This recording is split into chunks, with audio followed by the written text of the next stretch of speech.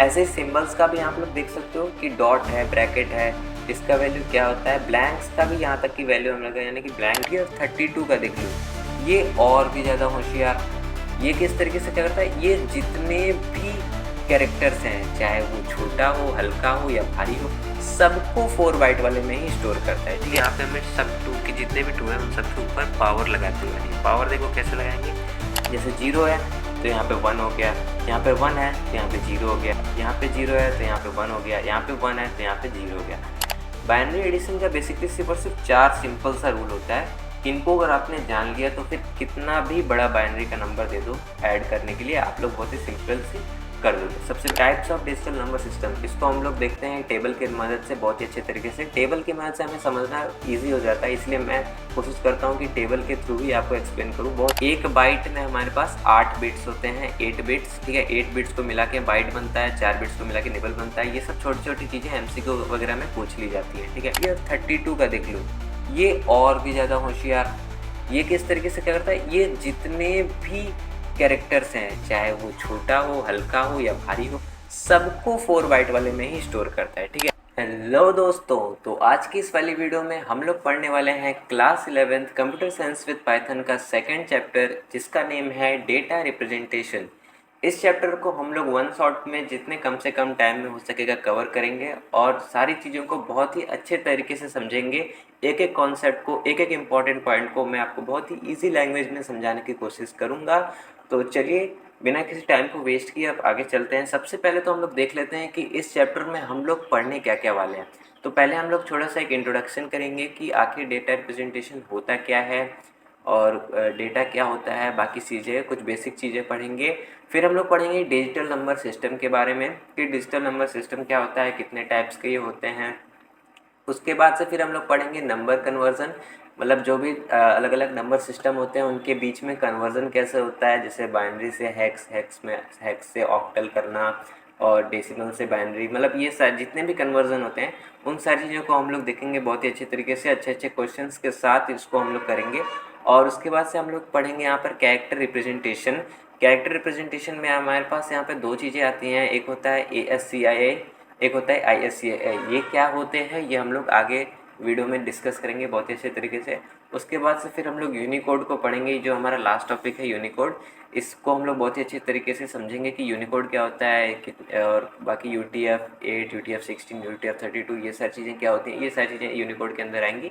तो ये कुल मिला के हमारे पास ये सारे टॉपिक्स हैं जिनको आज हम लोग बहुत ही अच्छे तरीके से डीप में कवर करने वाले हैं वन शॉट के अंदर। तो अभी सबसे पहले हम लोग मूव ऑन करते हैं इंट्रोडक्शन के ऊपर।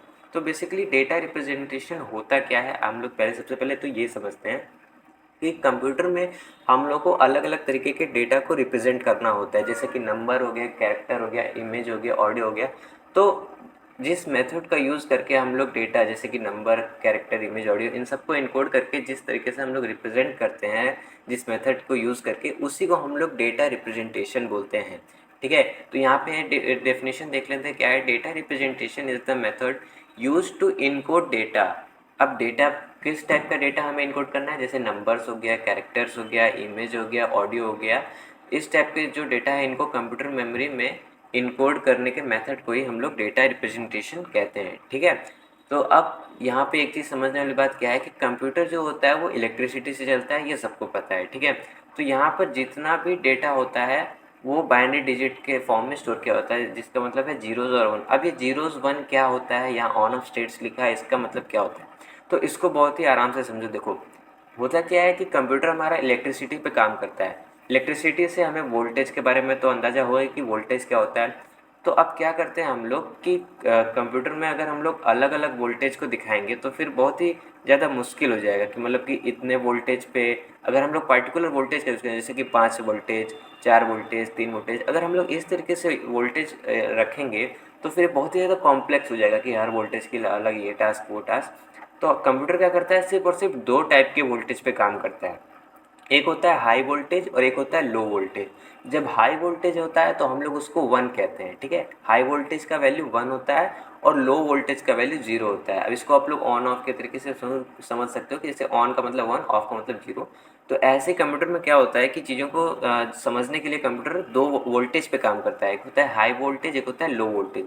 जब कंप्यूटर को 1 को रिप्रेजेंट करना हो यानी कि ट्रू वैल्यू को लेना हो तो वो हाई वोल्टेज पे लेता है, एक्सेप्ट करता है। जब लो वोल्टेज आ रहा है तो इसका मतलब क्या समझता है वो कि कंडीशन फॉल्स है, 0 है, या फिर मतलब अकॉर्डिंगली जो भी चीज़ें होती हैं उसको समझता है। ठीक है, अब यहाँ पे हम लोग आगे बढ़ते हैं, थोड़ा सा कुछ बेसिक इन्फॉर्मेशन के बारे में यहाँ पे बात कर लेते हैं। सबसे पहले computer work using binary digits 0 and 1। Computer जो भी वर्क करता है वो किसको यूज़ करके करता है? बाइनरी डिजिट्स को यूज़ करके वो वर्क करता है। बाइनरी डिजिट्स कौन कौन सी होती हैं? 0 और 1 होती हैं। अब इन्हें क्यों यूज़ करता है कंप्यूटर? हमारे पास बहुत ही अलग अलग टाइप की डिजिट्स होती हैं, 1 2 3 4 5 6 7 8, इतने सारे डिजिट्स हैं। और तो फिर इनमें से 0 और 1 को ही क्यों यूज़ करता है? तो मैंने आपको बताया ना कि सिंप्लिसिटी को मेंटेन करने के लिए, चीज़ों को अच्छे से समझने के लिए हाई वोल्टेज और लो वोल्टेज पे वो कंप्यूटर काम करता है। तो हाई वोल्टेज पे हम लोग क्या वैल्यू लेते हैं? 1, और लो वोल्टेज पे हम लोग क्या लेते हैं? 0। ठीक है, तो इसलिए ये कंप्यूटर जो होता है, मोस्टली बहुत सारे कंप्यूटर जो मोस्टली मतलब ऑलमोस्ट 99% कंप्यूटर्स जो होते हैं वो बाइनरी डिजिट्स पे ही काम करते हैं। 99.9 आप कह दो कि मतलब सारे कंप्यूटर्स यहाँ पे बाइनरी डिजिट्स पे ही काम करते हैं। ठीक है, अब यहाँ पर जितनी भी इंफॉर्मेशन होती है, नंबर्स, टेक्स्ट, इमेजेस, साउंड, इन सबको बाइनरी फॉर्म में कन्वर्ट किया जाता है। इस चैप्टर में हम लोग नंबर्स को बाइनरी फॉर्म में कन्वर्ट करना सीखेंगे। ठीक है, और आगे चलोगे तो आप लोग इन सारी चीज़ों को भी जानोगे धीरे धीरे कि टेक्स्ट, इमेजेस, साउंड ये सब बाइनरी में कैसे कन्वर्ट होता है। इस चैप्टर में हम लोग नंबर्स को कन्वर्ट करना सीखेंगे कि किसी डेसिमल नंबर को, जैसे 3 हो गया, 4 हो गया, 35, 65, ऐसे नंबर्स को बाइनरी में कैसे कन्वर्ट करते हैं, ये इस चैप्टर में हम लोग सीखेंगे। लेकिन आप लोग ये जान लो कि कंप्यूटर में जितनी भी इन्फॉर्मेशन होती है, जैसे नंबर्स, टेक्स्ट, इमेज, कैसे भी इन्फॉर्मेशन हो, सब बाइनरी फॉर्म में ही कन्वर्ट करके स्टोर की जाती है। ठीक है, अब यहाँ पे बिट क्या होता है? बिट जो होता है स्मॉलेस्ट यूनिट ऑफ डेटा होता है, मतलब कि किसी भी डेटा का जो स्मॉलेस्ट यूनिट होता है उससे हम लोग क्या नाम देते हैं? बिट देते हैं। अब आपने इसको शायद इस टर्म को सुना होगा, काफ़ी पहले भी सुना होगा। बिट होता है, बाइट होता है, किलोबाइट होता है, मेगाबाइट होता है, गीगाबाइट होता है, यानी केबी, एमबी, जीबी। केबी, एमबी, जीबी तो आप लोग सब लोग जानते ही होंगे कि एक हम लोग रिचार्ज करवाते हैं ना, तो देखते हैं उसमें लिखा रहता है 1.5 GB data per day, 2 GB data per day. तो वो क्या होता है? वो जीबी का फुल फॉर्म जो होता है वो गीगाबाइट होता है। वो बेसिकली डेटा मेज़र करने का एक यूनिट होता है। तो ऐसे बिट भी एक यूनिट होता है, ये सबसे स्मॉलेस्ट यूनिट होता है, जिसको 0 या फिर 1 होता है। मतलब इसका दो वैल्यू में से कोई एक वैल्यू होगी, 0 या फिर 1। ठीक है, अब 4 बिट्स को जब हम लोग मिलाते हैं तो उसको हम लोग एक निबल कहते हैं। ठीक है, ये बेसिकली ग्रुपिंग करने का एक ग्रुपिंग टर्मिनोलॉजी है कि मतलब 4 बिट्स को एक साथ मिला के हम लोग निबल कहते हैं। ठीक है, एक बाइट में हमारे पास 8 बिट्स होते हैं, 8 बिट्स। ठीक है, 8 बिट्स को मिला के बाइट बनता है, 4 बिट्स को मिला के निबल बनता है। ये सब छोटी छोटी चीज़ें एमसीक्यू वगैरह में पूछ ली जाती हैं। ठीक है, अब 1 किलो बाइट, यहाँ पे देखो केबी आ गया, नहीं है हमारे पास डेटा आप लोग यूज़ करते हुए दिखाता है कि इतना केबी डेटा, इतनी केबी की स्पीड आ रही है। तो ये क्या है? ये भी एक डेटा मेजरमेंट यूनिट ही है। तो 1 किलो बाइट में हमारे पास कितने बाइट्स होते हैं? 1024 बाइट्स होते हैं। ऐसे ही यहाँ हमारे पास 1 MB यानी 1 मेगाबाइट में हमारे पास 1024 किलो बाइट होते हैं। ऐसे ये टर्म और भी आगे चलते हैं, जैसे GB हो गया, PB हो गया, पेटाबाइट, टेराबाइट, जेटाबाइट, इस तरीके से मतलब और भी बहुत सारे यूनिट्स होते हैं। लेकिन बेसिक इन्फॉर्मेशन में इतना आपको जानना काफ़ी है इस चैप्टर के लिए। ठीक है, और इससे ज़्यादा बाकी आप लोग जानते ही होंगे, उसमें जानने की ज़रूरत नहीं है यहाँ पर। अब हम लोग सीधे सीधे मूव करते हैं नेक्स्ट डिजिटल नंबर सिस्टम पे। ये जो हमारा टॉपिक है इस चैप्टर का मेन टॉपिक तो आप लोग समझ लो कि यही है, डिजिटल नंबर सिस्टम और नंबर कन्वर्जन। मोस्टली जो हमारा वेटेज है इस चैप्टर से वो इन्हीं दो चीज़ों के ऊपर है, डिजिटल नंबर सिस्टम पे, कि मतलब नंबर सिस्टम क्या होते हैं, कितने टाइप्स के होते हैं, और नंबर को हम लोग कन्वर्ट कैसे करते हैं, जैसे कि बाइनरी से हेक्स में, हेक्समल। अब पहले हम लोग देखते हैं कि कौन कौन से नंबर सिस्टम होते हैं, तब मैं आपको बताता हूँ कि कन्वर्जन कितने टाइप के होते हैं। तो types of digital number system, इसको हम लोग देखते हैं टेबल की मदद से, बहुत ही अच्छे तरीके से। टेबल की मदद से हमें समझना ईजी हो जाता है, इसलिए मैं कोशिश करता हूँ कि टेबल के थ्रू ही आपको एक्सप्लेन करूँ। बहुत सारी चीज़ें इस चैप्टर में है जो मैं टेबल के थ्रू ही एक्सप्लेन करूँगा, ताकि आपको बहुत ही आसानी से समझ में आ जाएंगे। ठीक है, तो types of digital number system यहाँ पर 4 टाइप्स होते हैं। एक होता है डेसिमल नंबर सिस्टम, एक होता है बाइनरी नंबर सिस्टम, एक होता है ऑक्टल नंबर सिस्टम, एक होता है हेक्साडेसिमल नंबर सिस्टम। ठीक है, तो ये 4 बेसिकली हमारे पास नंबर सिस्टम होते हैं। कंप्यूटर के फॉर्म, कंप्यूटर से रिलेटेड हम लोग बात कर रहे हैं, तो यहाँ पर हम लोग जो भी कंप्यूटर में जो डिजिटल नंबर सिस्टम की बात करें ना, तो यहाँ पे डिजिटल 4 नंबर सिस्टम होते हैं। ऐसे मैथमेटिक्स में अगर आप लोग देखो तो नंबर सिस्टम अलग अलग होते होंगे, जैसे कि रियल नंबर्स, इंटीजर्स, तो उनको हम लोग को यहाँ पे नहीं देखना है। हम यहाँ पे डिजिटल नंबर सिस्टम्स की बात कर रहे हैं। तो डिजिटल नंबर सिस्टम में हमारे पास यहाँ पर 4 ही होते हैं। एक होता है डेसिमल, एक होता है बाइनरी, एक होता है ऑक्टल और एक होता है हेक्साडेसिमल। ठीक है। अब यहाँ पे देखो ऊपर चीज़ें लिखी हुई हैं, base, radix, digits used, example used for. तो ये सब का मतलब मैं समझाता हूँ। बेस का मतलब क्या है, इसको समझने से पहले आप लोग इधर देखो, डिजिट्स यूज्ड। तो डेसिमल में कौन कौन से डिजिट्स आते हैं, 0 से लेकर 9 तक। अब अपने फिंगर पे आप लोग अभी के अभी काउंट करो, 0 1 2 3 4 5 ऐसे करके 9 तक काउंट करो। आपको पता चलेगा कि हमारे पास कितने टोटल डिजिट्स हम लोग यूज़ कर रहे हैं, 10। ठीक है। तो यानी कि हम लोग कितने टोटल डिजिट्स का यूज़ करते हैं डेसिमल नंबर सिस्टम में, 10 डिजिट्स का। तो इसीलिए इसका जो बेस होता है उसको हम लोग 10 कहते हैं। ठीक है। बेस को हम लोग रेडिक्स भी बोलते हैं कई बार। तो बेस बोलो चाहे रेडिक्स बोलो, बात एक ही है। तो डेसिमल नंबर सिस्टम का जो बेस 10 है, इसका मतलब ये हुआ कि हम लोग इसमें 10 डिफरेंट डिजिट्स को यूज़ करते हैं। ठीक है, किसी भी नंबर को लिखने के लिए। जैसे कि एक एग्जांपल आप लोग लिख लो, 2 4 5 यहाँ पे लिखा है। तो ये जो नंबर्स हैं ये 0 से 9 के बीच में पाए जाते हैं। ऐसे एग्जांपल में बहुत सारे, कोई भी होल नंबर का एग्जांपल हो तो डेसिमल में आएगा। जैसे कि 2 हो गया, 3 हो गया, 5 हो गया, 6 हो गया, 0 हो गया, 53 हो गया, 555, मतलब कैसा भी नंबर हो, इस टाइप के नंबर्स को हम लोग डेसिमल नंबर सिस्टम में कहते हैं। इसका यूज़ क्या होता है, ये ह्यूमन काउंटिंग में काम आता है। ठीक है, ह्यूमंस लोग इसी फॉर्म में काउंट करते हैं। हम लोग कैसे काउंट करते हैं, ऐसे ही ना काउंट करते हैं कि ये 2 एप्पल्स हैं या 2 बनानाज हैं या फिर 2 फ़ोन्स हैं। हम लोग बाइनरी में थोड़ी लिखते हैं कि भाई 001 बनानास लेना है या 001, इस तरीके से नहीं ना बोलते हैं। हम लोग ह्यूमन काउंटिंग में डेसिमल नंबर सिस्टम का ही यूज़ करते हैं। अब कंप्यूटर लेकिन क्या करता है, इस टाइप का नहीं यूज़ करता है। कंप्यूटर बाइनरी फॉर्म का यूज़ करता है, क्योंकि वो आपको पता ही है कि वोल्टेजेस पे काम करता है, हाई वोल्टेज, लो वोल्टेज। तो इसलिए वो बाइनरी फॉर्म का यूज़ करके काम करता है। ठीक है। तो बाइनरी का बेस हमारे पास 2 होता है, क्योंकि हम लोग सिर्फ और सिर्फ यहाँ पे 2 डिजिट्स का यूज़ करते हैं। एक होता है 0 होता है और एक 1 होता है हमारे पास। ठीक है। तो यहाँ पे सिर्फ और सिर्फ 2 डिजिट होते हैं, इसका बेस इसलिए हम लोग यहाँ पे 2 लिखे हैं। एक एग्जांपल आप लोग देख सकते हो, जैसे 1011, या और भी एग्जांपल होते हैं जैसे 011 01 10 110। मतलब सिर्फ और सिर्फ 1 और 0 का यूज़ करके आप कोई भी नंबर बना दो, तो वो हमारे यहाँ पर बाइनरी में आएगा। ठीक है। इसका यूज़ क्या होता है, कंप्यूटर डेटा, यानी कि कंप्यूटर इसी फॉर्म में डेटा को स्टोर करता है। अब हम लोग का यहाँ पे नेक्स्ट जो नंबर सिस्टम है वो है ऑक्टल नंबर सिस्टम। ठीक है। तो ऑक्टल नंबर सिस्टम में हम लोग कौन कौन से डिजिट्स यूज़ करते हैं, 0 से लेकर 7 तक के डिजिट्स यूज़ करते हैं। ठीक है। तो इसका बेस क्या होता है, 8 होता है, क्योंकि यहाँ पे आप लोग काउंट करोगे तो आपको पता चलेगा 0 से 7 तक कितने डिजिट्स आ रहे हैं, 8 डिजिट्स आ रहे हैं। तो इसका बेस जो हो गया वो 8 हो गया। इसका एग्जाम्पल में आप लोग देख सकते हो, जैसे 345 लिखा है। अब यहाँ पे आपको ध्यान देने वाली बात यह है कि हम लोग 7 से बड़ा नंबर कभी यूज़ नहीं करेंगे। अगर 7 से बड़ा नंबर आपने यूज़ कर लिया तो फिर वो डेसिमल नंबर सिस्टम में आ जाएगा। ठीक है। तो हमें हमेशा 7 या 7 से छोटे तक के जो नंबर हैं वही यूज़ करते हैं, तो उसको हम लोग ऑक्टल में कहते हैं। ठीक है। अब यहाँ पर इसका क्या यूज़ होता है, कॉम्पैक्ट बाइनरी फॉर्म, यानी कि बाइनरी का ही थोड़ा सा ये छोटा फॉर्म होता है, कॉम्पैक्ट फॉर्म होता है ना। बाइनरी में जैसे अगर हम लोग को नंबर दिखाना हो तो वो बहुत बड़े बड़े आ जाएंगे, कि जैसे कोई भी नंबर है, मान लो 15 है, तो 15 का बाइनरी काफ़ी बड़ा आ जाएगा। तो उसको हम लोग छोटा करके दिखाने के लिए ऑक्टल के फॉर्म में यहाँ पर शो करते हैं। अब हमारे पास एक होता है हेक्साडेसिमल, जो हमारा लास्ट नंबर सिस्टम है, हेक्साडेसिमल। इसका बेस 16 होता है, क्योंकि इसमें 16 डिजिट्स का यूज़ किया जाता है। अब इसको यूज़ करने का तरीका थोड़ा सा अलग है। यहाँ पे हम लोग डिजिट्स के साथ साथ कैरेक्टर्स को भी यूज़ करते हैं, यानी कि लेटर्स को भी यूज़ करते हैं।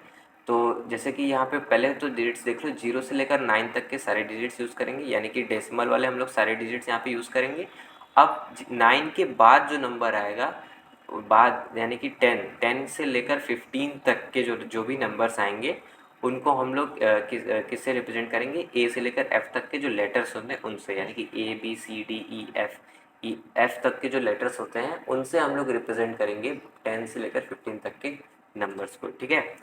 तो जैसे कि एक एग्जांपल आप लोग इसका देख सकते हो, 3A7F। तो इसको पहचानना बहुत ही ईजी है।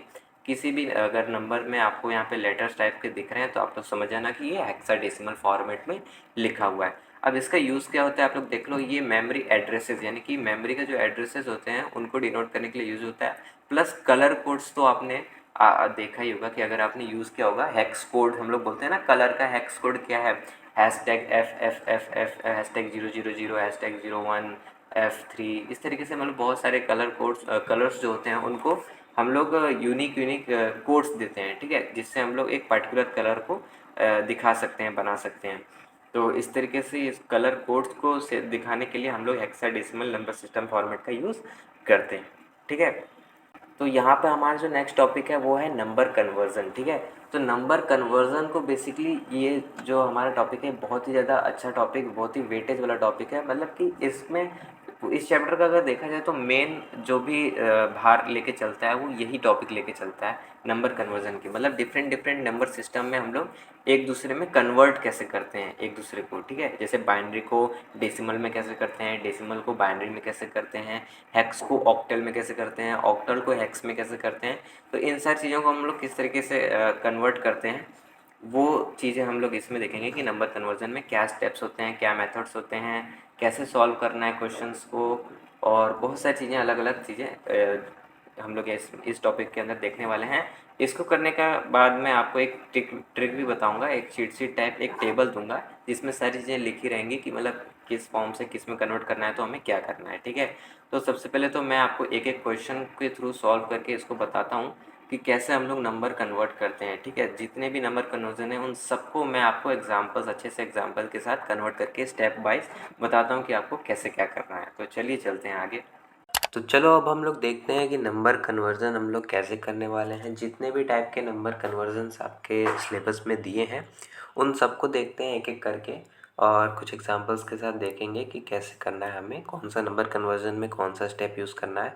उसके बाद से फिर आप वो चीट शीट वाला जो टेबल है उसको देख लोगे जब, तो आपको सारी चीज़ें और अच्छे से क्लियर हो जाएंगी, ठीक है।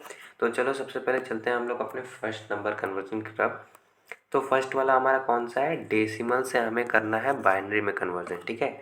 डेसिमल टू बाइनरी कन्वर्जन हम लोग सबसे पहले यहाँ पर देखते हैं। तो मान लो हमारे पास अगर कोई नंबर दिया है, जैसे कि मान लो दिया है 5, ठीक है। तो ये हमारे पास एक डेसिमल नंबर है। अब इसे हमें बाइनरी में कन्वर्ट करना है, यानी कि 1010 वाले फॉर्मेट में जो है हमें कन्वर्ट करना है। तो कैसे करोगे, बहुत ही ज़्यादा सिंपल है। सबसे पहले 5 लिखो ऐसे।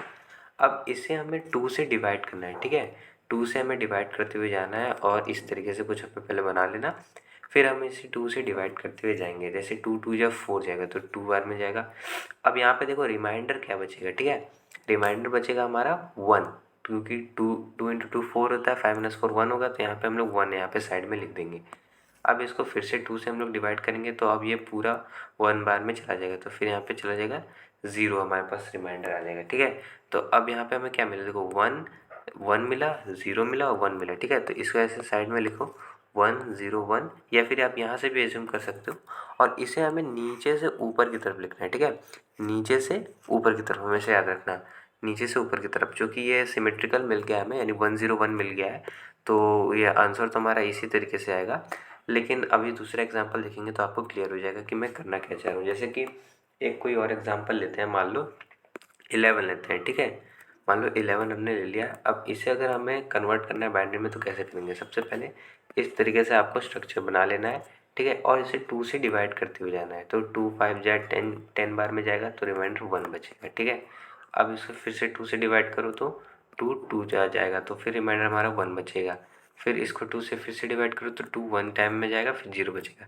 तो हमें क्या मिल गया, देखो 1 0 1 1 मिल गया ना हमें, 1 0 1 1, ठीक है। तो इसको ऐसे लिखो 1 0 1 1। अभी प्रैक्टिस करें इसलिए मैं अलग अलग लिख के दिखा रहा हूँ आपको। जब आप लोग इसको 1 2 बार कर लोगे ना तो फिर आप आराम से जान जाओगे कि कैसे क्या करना है। तो अब इसको नीचे से ऊपर की तरफ में लिखना है, तो हम लोग कैसे लिखेंगे 1 0 1 1, यहाँ पे बेस 2 लगा देंगे। तो यहाँ पे हमारा 11 जो था वो हमारा बाइनरी में कन्वर्ट हो गया 1 0 1 1 का बेस 2, ठीक है। अब यहाँ पे आपको क्वेश्चन किस तरीके से पूछता है ये भी देख लो। मान लो आपको क्वेश्चन एग्जाम में जो आएगा वो इस तरीके से नहीं आएगा कि कन्वर्ट 11 इंटू बाइनरी या कन्वर्ट 11 इंटू ऑक्टल, इस तरीके से नहीं आएगा। वो इस तरीके से दिया जाएगा, देखो 11 लिख दिया, 10, अब इसका नीचे यहाँ पे बेस 10 लिख दिया है, ठीक है। तो आपको पता चल जाना चाहिए कि यहाँ पे बेस अगर 10 लिखा है तो इसका मतलब कि जो 11 है हमारा ये डेसिमल सिस्टम में दिया हुआ है, ठीक है। तो अब ऐसे लिखेगा 11 10, इस तरीके से एरो बना देगा, या फिर इक्वल टू लिख देगा इस तरीके से, और फिर यहाँ पे ऐसे ब्लैंक स्पेस छोड़ देगा।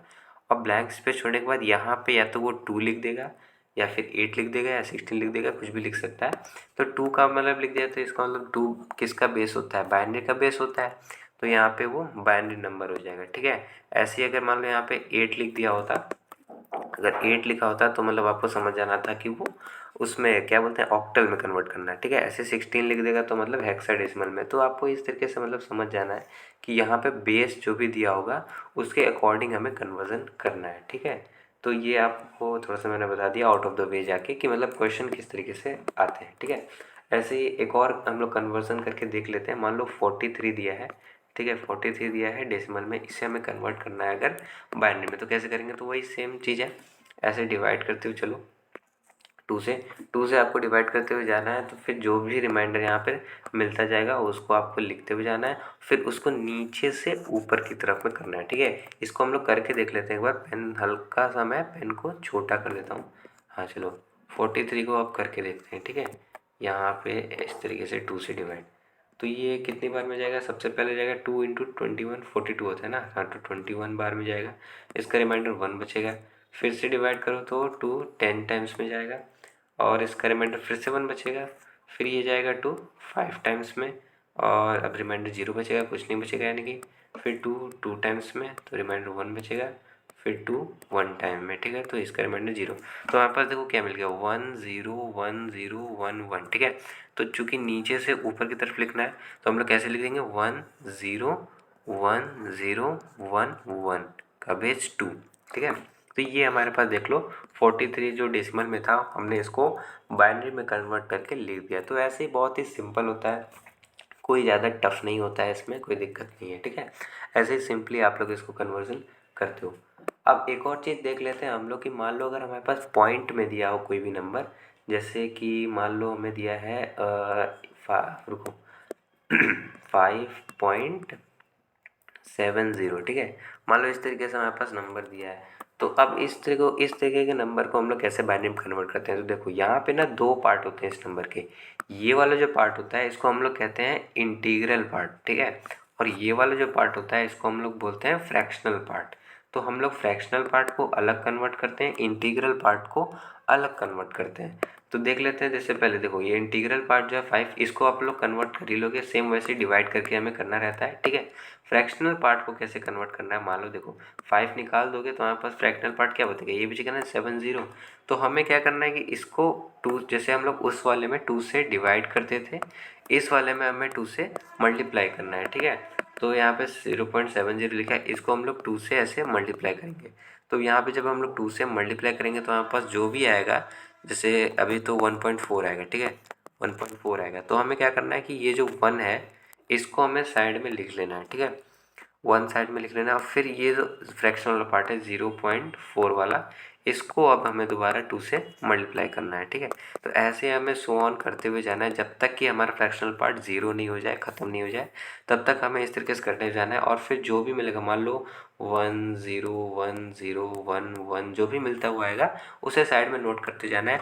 अब यहाँ पे हमें क्या करना है कि ऊपर से नीचे की तरफ जाना है। ठीक है, इंटीग्रल पार्ट में जब हम लोग डिवाइड करते थे तो नीचे से ऊपर जाते थे ना, यहाँ पे फ्रैक्शनल पार्ट में क्या करना है, हमें ऊपर से नीचे की तरफ जाना है। ठीक है, तो एक क्वेश्चन के साथ हम लोग समझ लेते हैं बहुत ही आसानी से। एक क्वेश्चन छोटा सा ले लेते हैं, मान लो कि हमें 4.8412 ठीक है, 84125। ठीक है, इस नंबर को करना है, या फिर वो ज़्यादा बड़ा हो जा रहा है, 8125 कर लेते हैं। ठीक है, 4.8125। अब ये भी आपको बड़ा ही लग रहा होगा लेकिन सिंपल है, ये चार चार स्टेप में हो जाएगा, 4 मल्टीप्लाई करेंगे 4 बार तो हो जाएगा। ठीक है, बस देखने में बड़ा लग रहा है। तो हमें क्या करना है, 4 को अलग करना है। तो 4 को हम लोग मान लो अगर 4 को यहाँ पे देख लेते हैं छोटा सा, कैसे होगा, 2 2 2 जा 4 0 बचेगा, फिर 2 1 जा 2 0 1 0 0। ठीक है, यानी 1 0 0, ये हमारा 4 का बाइनरी आ जाएगा। ठीक है, तो 4 का बाइनरी आ जाएगा, तो इसको हटा देते हैं अभी के लिए। इसको मैं रब कर देता हूँ, जल्दी हटो हटो हटो हटो हटो हटो हटो। तो हमें ये तो पता चल गया कि 4 का बाइनरी क्या होता है, ठीक है। 4 का बाइनरी में पता चल गया 100 होता है, उसको याद करके रख लो, ठीक है। तो अब हमें क्या करना है, जो ये हमारा ये वाला पार्ट है यानी 0.8125 फ्रैक्शनल जो पार्ट है, इसे हम लोग कन्वर्ट करके देखते हैं कि हम लोग इसको कैसे कन्वर्ट करेंगे। तो सिंपल से जैसे मैंने बताया, इसको 2 से आपको मल्टीप्लाई करना है, ठीक है। तो 0.8125 को जब 2 से मल्टीप्लाई करोगे तो हमारे पास वैल्यू आएगा आंसर 1.625, ठीक है। ये आप लोग कैलकुलेशन करके देख लेना, 1.625 ही आएगा। तो अब क्या है हमारे पास, देखो 1 जो मिला है ना, 1 को ऐसे साइड में लिख दो। अब ये वाला जो पार्ट है 0.625 फ्रैक्शनल, इसको दोबारा से लिखो 625, इसको करो अब 2 से दोबारा मल्टीप्लाई। तो अब दोबारा जब हम लोग मल्टीप्लाई करेंगे तो हमारे पास आंसर आएगा 1.250। मैंने सारी कैलकुलेशन करके रखी है इसलिए जल्दी जल्दी कर दे रहा हूँ। तो फिर यहाँ पे देखो फिर से 1 आया, फिर 1 को यहाँ पे साइड में नोट कर लो। अब दोबारा से 0.250 को हम लोग वो करेंगे, ठीक है। 250 इसको मल्टीप्लाई कर देंगे 2 से सही से लिख देता हूँ मैं, 2 से मल्टीप्लाई कर देंगे तो हमारे पास क्या आएगा 0.5 आएगा, ठीक है। अब यहाँ पे देखो 0 हो गया ना, तो इस 0 को यहाँ पे लिख दो।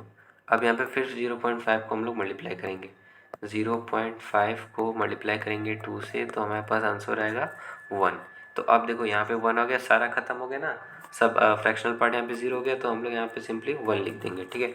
अब ऊपर से नीचे की तरफ हमें जाना है, ऊपर से नीचे की तरफ, तो 1101 हो जाएगा, ठीक है। तो अब हम लोग क्या करेंगे, जैसे 4 का जो हमारे बाइनरी था वो क्या था 100 था, और फिर पॉइंट लगा के 1011, ठीक है। ये इसका बेस 2। तो इस तरीके से हम लोग कन्वर्ट करते हैं। तो ये हमारा जो है वो बाइनरी आ गया, जो हमारा नंबर हमने लिया था 4.8125, इसका जो है बाइनरी यहाँ पर ये हमारे पास निकल के आ गया है, ठीक है। तो इसी तरीके से बहुत ही सिंपल होता है, आप लोग प्रैक्टिस करोगे अलग अलग नंबर्स को लेके तो आपको बहुत ही आसानी से इसको समझ में आ जाएगा कि कैसे करते हैं, ठीक है। हमने डेसिमल से बाइनरी देख लिया है, अब हम लोग चलते हैं बाइनरी से डेसिमल कैसे करते हैं इसको देख लेते हैं, ठीक है। तो बाइनरी से डेसिमल करना भी बहुत ही ज़्यादा ईजी है। जैसे कि हम लोग एक नंबर लेते हैं 11011, ठीक है। ये एक हमने नंबर ले लिया, ठीक है। अब इस नंबर को अगर हमें डेसिमल में कन्वर्ट करना है तो कैसे करोगे, देखो इसका बेस 2 है, तो ये हमें पता चल गया कि ये बाइनरी में दिया है, ठीक है। अब अगर हमें इसे डेसिमल में कन्वर्ट करना है तो बहुत ही ज़्यादा सिंपल है। देखो जो भी जितने भी डिजिट हैं, सबसे पहले देखो जितने भी डिजिट हैं इन सब के ऊपर हमें 2 लिख देना है, ठीक है। 2 ऐसे इमेजिन करके लिख सकते हो या फिर रफ में लिख सकते हो, ऐसे 2 लिख देना है सबके ऊपर 2। अब यहाँ पे हमें सब 2 की जितने भी 2 है उन सब के ऊपर पावर लगाते हुए आनी है। पावर देखो कैसे लगाएंगे, जो हमारे यूनिट प्लेस पे है यहाँ पे वंस की प्लेस पे, यहाँ पे इसको 0 पावर लगेगी, इधर 1 पावर लगेगी, इधर 2 पावर लगेगी, इधर 3 पावर लगेगी, इधर 4, और ऐसे ये बढ़ता जाएगा जितने भी आपके पास डिजिट है, ठीक है। अब यहाँ पर ये पावर लगती चली गई। अब हमें सिंपली क्या करना है, ये जो पावर्स के साथ हमने जो 2 को लिखा है इसको इसमें मल्टीप्लाई करके ऐड करते हुए चलना है, ठीक है। सबको ऐड करते हुए चलना है। तो कैसे करेंगे, देखो इसको इसमें मल्टीप्लाई करके ऐड करते हुए चलना है। तो हमें क्या करना है, 2 की पावर 4 है तो मल्टीप्लाई बाय 1 आएगा तो उतना ही आएगा सेम, तो इसको प्लस कर देते हैं। फिर 2 की पावर 3 लिख दो, क्योंकि किसी भी नंबर को 1 से मल्टीप्लाई करो तो वही नंबर आएगा ना, तो इसलिए यहाँ पे मैं मल्टीप्लाई नहीं लिख रहा हूँ, झूठ मूठ में बड़ा हो जाएगा स्टेप। अब यहाँ पे देखो 2 की पावर जो है 2 है, ठीक है। 2 की पावर 2 दिया है यहाँ पे, तो अब इसको अगर हम लोग 0 से मल्टीप्लाई करेंगे तो हमारा आंसर क्या हो जाएगा, 0 हो जाएगा, ठीक है। कोई भी वैल्यू 2 की किसी भी नंबर को 0 से मल्टीप्लाई करो तो 0 हो जाता है, सबको पता है। अब 2 की पावर 1 है तो यहाँ पे 2 ही लिख देते हैं, क्योंकि किसी भी नंबर की पावर 1 है नहीं, नंबर इटसेल्फ हो जाता है। अब यहाँ देखो 2 की पावर 0 दिया है, ठीक है। किसी भी नंबर की पावर अगर 0 लगी रहती है तो उसका वैल्यू 1 आता है, ठीक है। ये आपने मैथमेटिक्स में पढ़ा होगा। तो यहाँ पर 2 की पावर 0 यानी कि 1 हो गया, तो 1 इंटू 1 1 ही हो जाएगा, ठीक है। अब इसे हमें सॉल्व करके सिंपली ऐड करके लिख देना है, तो जो भी नंबर आएगा वो हमारा क्या होगा, डेसिमल में कन्वर्ट हो जाएगा। तो जैसा कि हम लोग कर लेते हैं, 2 की पावर 4 क्या होगा, 2 इंटू 2 4, 2 या 8, 2 या 16, 16 होगा। 16 प्लस 8 प्लस 0 है तो 16 प्लस 8 प्लस 2, 8 प्लस 2 10, 10 प्लस 1 11, 16, तो 27 आ जाएगा हमारे पास, ठीक है। आप लोग कैलकुलेशन करके देख लेना है। 27 का बेस 10 यानी कि ये डेसिमल में हमने कन्वर्ट कर लिया। बहुत ही ज़्यादा सिंपल तरीका था, कोई यहाँ पे ज़्यादा टफ नहीं है, आप लोग प्रैक्टिस करोगे तो आ जाएगा, ठीक है। इस तरीके से हम लोग इसको कन्वर्ट करते हैं बाइनरी से डेसिमल में, ठीक है। अब चलते हैं हम लोग नेक्स्ट नंबर कन्वर्जन की तरफ, जो है डेसिमल से ऑक्टल में करना है। ठीक है, डेसिमल टू ऑक्टल करना भी बहुत ही ज़्यादा सिंपल है। जैसे हम लोग डेसिमल से, जब हम लोग डेसिमल से बाइनरी में करते थे तो कैसे करते थे, 2 से डिवाइड करते थे ना। वैसे अगर हमें डेसिमल से ऑक्टल में करना है तो हमें 8 से डिवाइड करना होगा। ठीक है, किसी भी नंबर को हम लोग 8 से जब डिवाइड करेंगे और फिर उसका रिमाइंडर को लिख के नीचे से ऊपर की तरफ ऐसे करते हुए जाएंगे नोट, तो वो हमें ऑक्टल में नंबर देगा। ठीक है, जैसे कि मान लो एक नंबर ले लेते हैं 266। ठीक है, इसको अगर हमें किस में कन्वर्ट करना है, ऑक्टल में कन्वर्ट करना है, तो कैसे करेंगे देखते हैं। तो बहुत ही सिंपल है, 8 यहाँ लिख दो, 8 से इसको डिवाइड करते हुए जाओ और जो भी रिमाइंडर है उसको यहाँ नोट करो, फिर लास्ट में नीचे से ऊपर की तरफ लिख देना है। तो 8 से पहले डिवाइड करेंगे तो ये जाएगा 8 में 8 थी जा 24, 33 टाइम्स में जाएगा। ठीक है, 33 टाइम्स में जाएगा, रिमाइंडर बचेगा 2। ठीक है, सारी कैलकुलेशन मैंने कर रखी है इसलिए मैं फास्ट कर रहा हूँ। ठीक है, और फिर इसको 8 से डिवाइड करेंगे तो हमें 4 आएगा। 4 के बाद यहाँ पे जो रिमाइंडर बचेगा 1 बचेगा, आप लोग सब देख लेना। फिर 8 से, अब ये 8 से देखो डिवाइड होगा ही नहीं। ठीक है, 8 से देखो ये अब 8 से डिवाइड तो होगा नहीं, 4 आ गया, तो हम लोग क्या करेंगे, साइड में लिख देंगे 2 1 4। ठीक है, अब इसे नीचे से ऊपर की तरफ लिखना है, 4 1 2। इस तरीके से आ गया हमारे पास ऑक्टल में हमारा 266 जो डेसिमल में था उसको हमने ऑक्टल में कन्वर्ट कर दिया। ठीक है, बहुत ही सिंपल था, कोई यहाँ पे ज़्यादा टफ नहीं था। इसमें भी क्वेश्चन इसी तरीके से आएगा कि नंबर दे देगा, उसका बेस 10 लिख देगा और फिर बोलेगा कि इसको मतलब और डैश दे के फिर बेस लिख देगा 8 या फिर जो भी है, तो उसमें आपको उस तरीके से कन्वर्ट करना होगा। ठीक है, बहुत ही ज़्यादा सिंपल है, जितने आप लोग प्रैक्टिस करोगे उतने आप लोग अच्छे से इसको जान जाओगे, मास्टर कर लोगे। ठीक है, ऐसे ही मैं यहाँ पे कम क्वेश्चंस करवा रहा हूँ क्योंकि आप लोग मतलब टाइम कम है ना, 1 शॉट में हमें कन्वर्ट करना है सारी चीज़ों को, तो फिर इसीलिए आप लोग इसमें और भी क्वेश्चन करते रहना अपने अलग अलग अपने कॉर्नर ऑफ कॉपी में देख के, कोई भी नंबर आप लोग इमेजिन कर सकते हो और उसको कर सकते हो। ठीक है, यहाँ पे मैं ड्राइंग बनाने लगा था आपसे बात करते करते। चलो अब हम लोग नेक्स्ट नंबर कन्वर्जन पर चलते हैं, जो है ऑक्टल से डेसिमल में करना। ठीक है, तो ऑक्टल से डेसिमल करना भी बहुत ही सिंपल है। जैसे हम लोग बाइनरी में क्या करते थे, 2 का पावर लगाते थे ना, 2 की पावर 102 इस तरीके से लगाते थे, हमने यहाँ पे 8 की पावर लगानी है। ठीक है, जब हम लोग ऑक्टल से डेसिमल में करेंगे तो 8 की पावर लगानी है। तो जैसे एक नंबर ले लेते हैं हम लोग, मान लो कि हमने ले लिया 372, एक हमने ये नंबर ले लिया। अब इसको हम लोग कैसे करेंगे, देखो बहुत ही सिंपल है। सबसे पहले सबके ऊपर 8 लिख दो, 8 लिख दो, 8 लिख दो, 8 लिख दो। ठीक है, इस तरीके से 8 लिख देना। फिर ऐसे ही जो वंस प्लेस पे उसके 0 पावर लगेगी, 1 लगेगी और यहाँ पे 2 लगेगी। ठीक है, अब हमें क्या करना है, वैसे ही मल्टीप्लाई करते हुए चलना है। अब यहाँ पे देखो 1 0 नहीं है तो हम लोग लिखना पड़ेगा। ठीक है, 8 की पावर 2 यहाँ पे है, तो 8 की पावर 2 इंटू में 3। ठीक है, प्लस क्या करेंगे, 8 की पावर 1 यानी कि 8 इंटू में 7, प्लस 8 की पावर 0 1 होता है तो इंटू में 2 यानी कि वो 2 ही हो जाएगा। ठीक है, इसको जब आप लोग कैलकुलेट करोगे तो जो भी नंबर आएगा हमारा, वैसे मैंने अलग किया है तो वो 250 आ रहा है, 250 की पावर 10। तो ये हमारे पास जो 372 था ऑक्टल में, ये हमने देखो कैसे कन्वर्ट कर लिया डेसिमल में, बहुत ही सिंपल तरीके से। ज़्यादा कुछ नहीं है, सारे स्टेप्स एक दूसरे से मिलते हैं, बस बेस आपको ध्यान देना है कि किस में आप लोग कन्वर्ट कर रहे हो, किस से किस में कर रहे हो। ये सारी चीज़ें आपको अगर पता रही तो आप लोग बहुत ही सिंपली ये कैलकुलेशन को इन सबको कर लोगे। ठीक है, ऐसे ही और क्वेश्चंस को आप लोग प्रैक्टिस कर लेना है। हम लोग फटाफट से अपने नेक्स्ट नंबर कन्वर्जन पर चलते हैं, जो कि है ऑक्टल टू बाइनरी करना है। ठीक है, या फिर ऑक्टल टू बाइनरी को रुको, सबसे पहले हम लोग हेक्साडेसिमल से डेसिमल और डेसिमल से हेक्साडेसिमल ये देख लेते हैं। ठीक है, क्योंकि एक सीरियल में चलेंगे तो ज़्यादा अच्छा रहेगा। तो जैसे मान लो कि हमें कोई भी डेसिमल नंबर को अब हेक्साडेसिमल में कन्वर्ट करना है। ठीक है, हेक्साडेसिमल में अगर हमें कन्वर्ट करना है तो कैसे करेंगे, तो जैसे मान लो कि कोई भी नंबर है हमारे पास, कौन सा नंबर लें, कौन सा नंबर लें, कौन सा नंबर लें, याद करने दो, याद करने दो, याद करने, मान लो 356 को ले लेते हैं। ठीक है, ऐसे कोई या फिर कोई सिंपल नंबर लेना चाहिए ना, मान लो 423 को ले लेते हैं। चलो ठीक है, ये मुझे याद आ रहा है कैलकुलेशन इसका, तो 423 को ले लेते हैं। ये एक डेसिमल नंबर है, इसका बेस 10 है।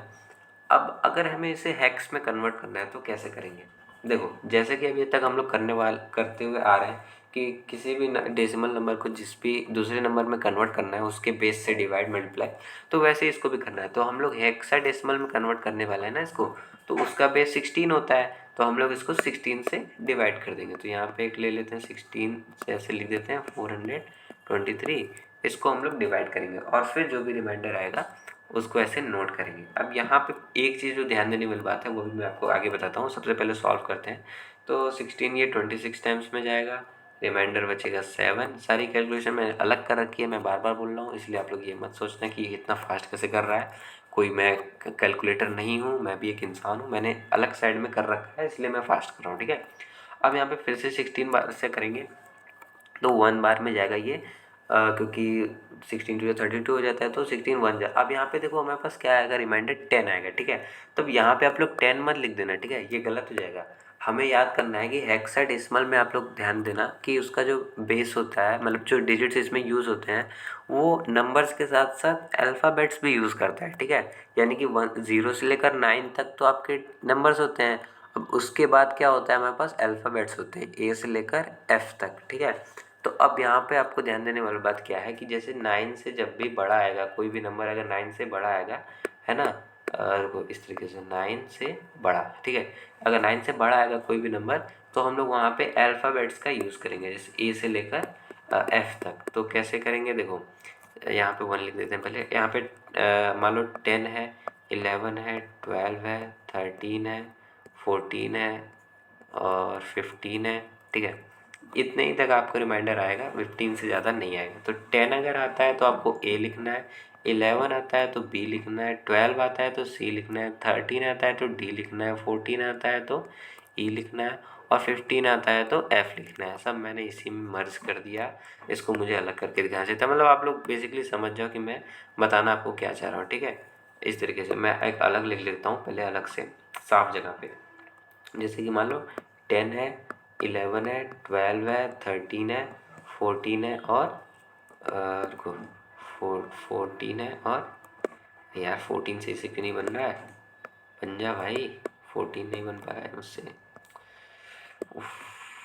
14 है, चलो ठीक है। इस तरीके से हैंड राइटिंग पे लिए थोड़ा मैं मुझे माफ़ कर देना, हैंड राइटिंग मेरा बहुत ही बेकार है और कॉपी में तो सही से लिख नहीं पाता हूँ। यहाँ पे तो स्क्रीन है तो उस पर तो ऑलरेडी अच्छे से नहीं हो पाएगा। तो यहाँ पे 10 देखो, 10 जब आएगा तो हम लोग क्या लिखेंगे, A लिखेंगे। 11 आएगा तो B लिखेंगे, ये A पता चल रहा है ना, हाँ। 12 आएगा तो C लिखेंगे, 13 आएगा तो D लिखेंगे, 14 आएगा तो E लिखेंगे, 15 आएगा तो F लिखेंगे, ठीक है। इस तरीके से आपको याद होना चाहिए कि कौन सा नंबर आने पे हमें क्या लिखना है, ठीक है। इन सब का वैल्यू होता है हेक्साडेसिमल में अलग। तो हम लोग फिर से वापस चलते हैं अपने नंबर पे जो हम लोग कन्वर्ट कर रहे थे 423 को। इसको अब हम लोग क्या करते हैं, कन्वर्ट करेंगे तो 16 से डिवाइड करेंगे।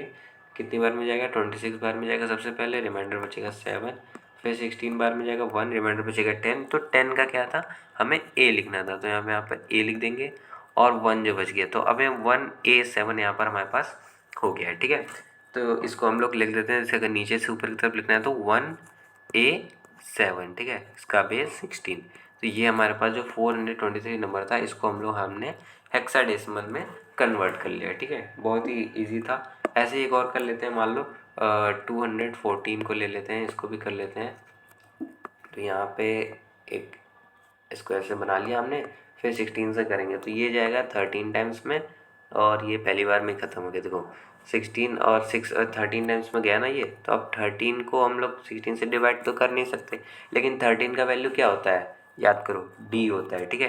तो हम लोग क्या लिखेंगे यहाँ पे 6 और D, ठीक है, D6। तो ये हो जाएगा हमारे पास D6 का बेस 16, ठीक है। तो 214 को हमने कन्वर्ट कर दिया हेक्साडेसिमल में। इस तरीके से हम लोग किसी भी डेसिमल नंबर को हेक्साडेसिमल में कन्वर्ट करते हैं, ठीक है।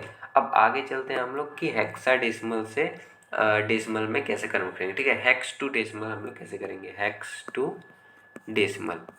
तो ये करना भी बहुत ही ज़्यादा सिंपल है सॉरी, ये करना भी बहुत ही ज़्यादा सिंपल है कि जैसे हम लोग अभी तक करते हुए आ रहे थे, वो ना उसके बेस के ऊपर पावर लगा के मल्टीप्लाई करना है, तो इस तरीके से हम लोग इसमें भी करेंगे, सेम है। जैसे कि मान लो एक नंबर है हमारे पास 356, तो अभी हमें क्या करना है, सबके ऊपर पहले 16 लिखो, सबके ऊपर 16 लिख दिया इस तरीके से। अब पावर लगाते हुए 0 1 2, ठीक है, ये हमने पावर लगा दिया।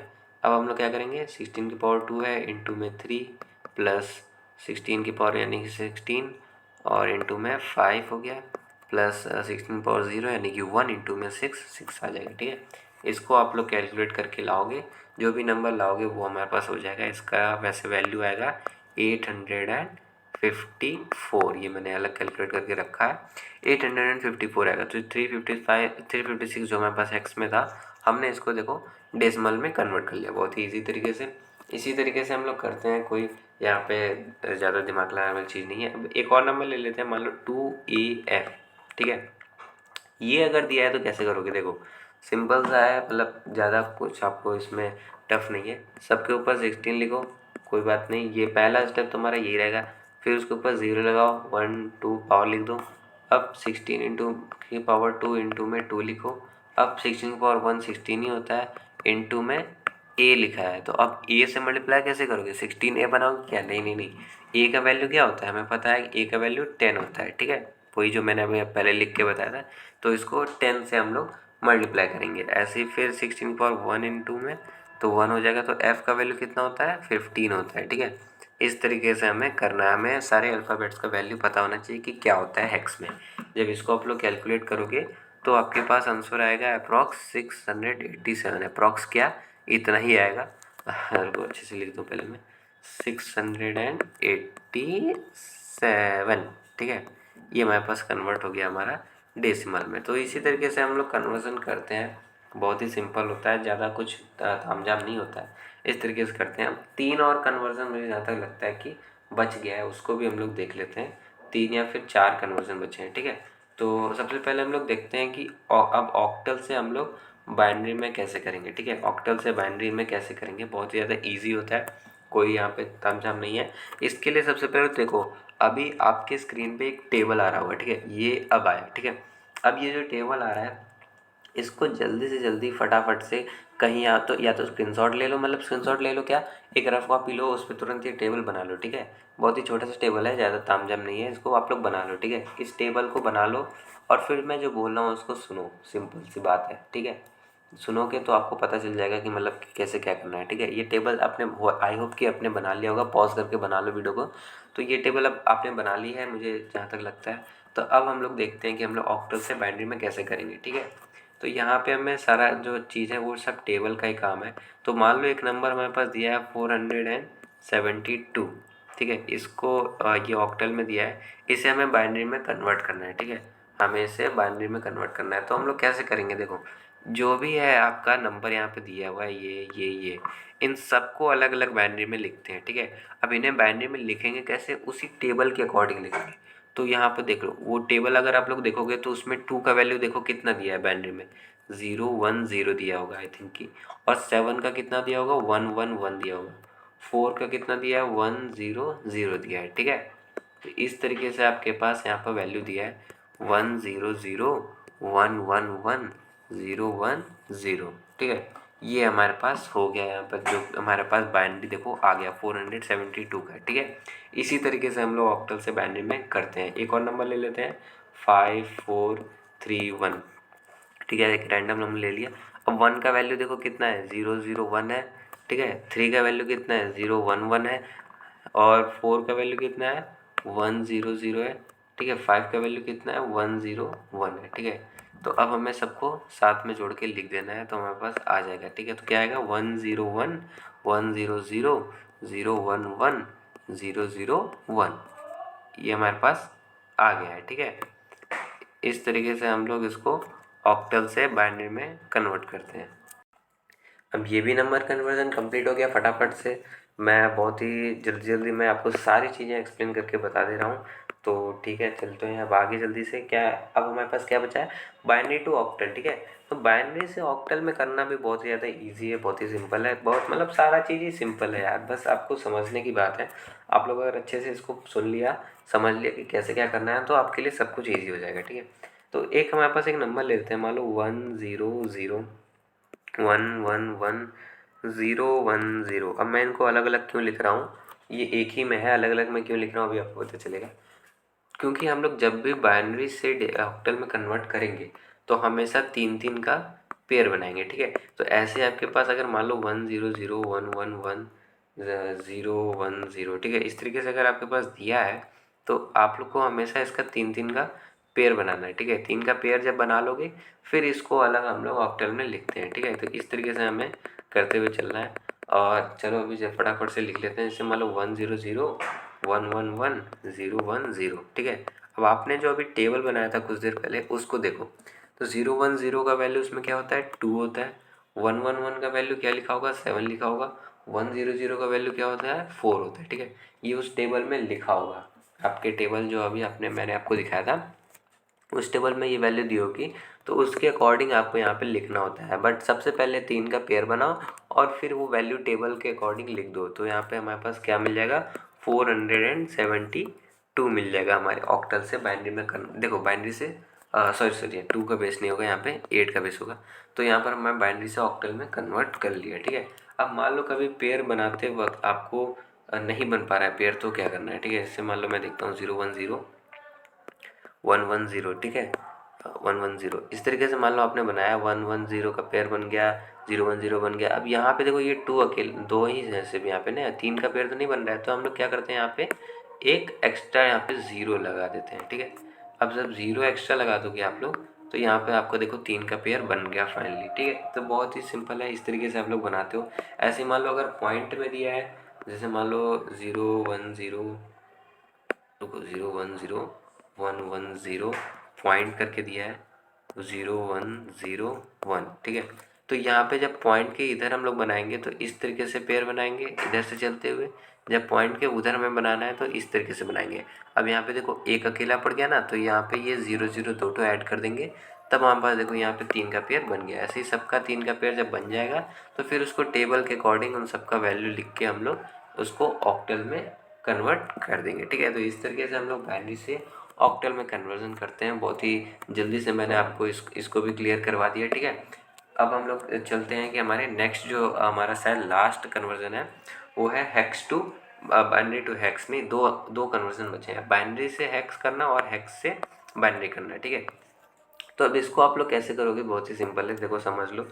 मान लो बाइनरी से हमें हेक्स करना है, तो इसके लिए भी आपको एक टेबल देखनी पड़ेगी। अब आपके स्क्रीन पे ये अभी, हाँ ये जो टेबल आ रहा है, अब इस टेबल को आप लोग देखो कहीं से बना लो, या तो हाँ बना ही लो, मतलब बना ही लो, एक रफ कॉपी लो उसमें बना लो उसको अच्छे से, क्योंकि आगे जब कन्वर्जन करेंगे तो आपको इसको टेबल को देखना पड़ेगा, ठीक है।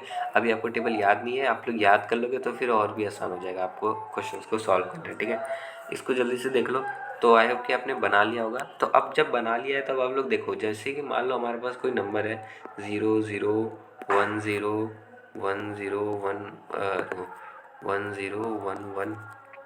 1011 ठीक है। ये मैंने एक बाइनरी का नंबर ले लिया। अब इसे अगर आपको हेक्स में कन्वर्ट करना है तो कैसे करोगे, तो यहाँ पे जैसे हम लोग ऑक्टल में क्या करते थे कि 3 का पेयर बनाते थे, तो हेक्स में हमें क्या करना है 4 का पेयर बनाना है। आप लोग समझ गए होगे टेबल देख के, क्योंकि वहाँ पे 4 बाइनरी डिजिट की वैल्यूज़ लिखी हैं, तो हमें यहाँ पर 4 का पेयर बनाना है, ठीक है। अब जब 4 का पेयर बन जाएगा तो सबका यहाँ पे वैल्यू लिख देना है। जैसे टेबल में देखो 1010 को क्या वैल्यू दिया है, ए दिया है। 1011 का क्या वैल्यू दिया है, बी दिया है। 0010 को क्या वैल्यू दिया है, वो टी दिया है, ठीक है। तो इस तरीके से हमारे पास क्या 2 दिया है, 2 टी नहीं 2 दिया है, तो यहाँ पर हमारे पास क्या आ गया 2BA, ठीक है। तो इस तरीके से हम लोग बाइनरी से हेक्स में कन्वर्ट करते हैं, ठीक है।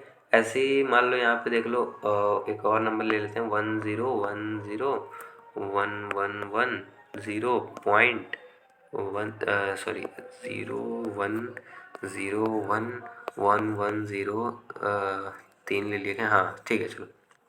तो यहाँ पे ये सारे जो क्वेश्चन है मैं बुक से करा रहा हूँ, तो मैं उनमें से देख के ही बोल रहा हूँ।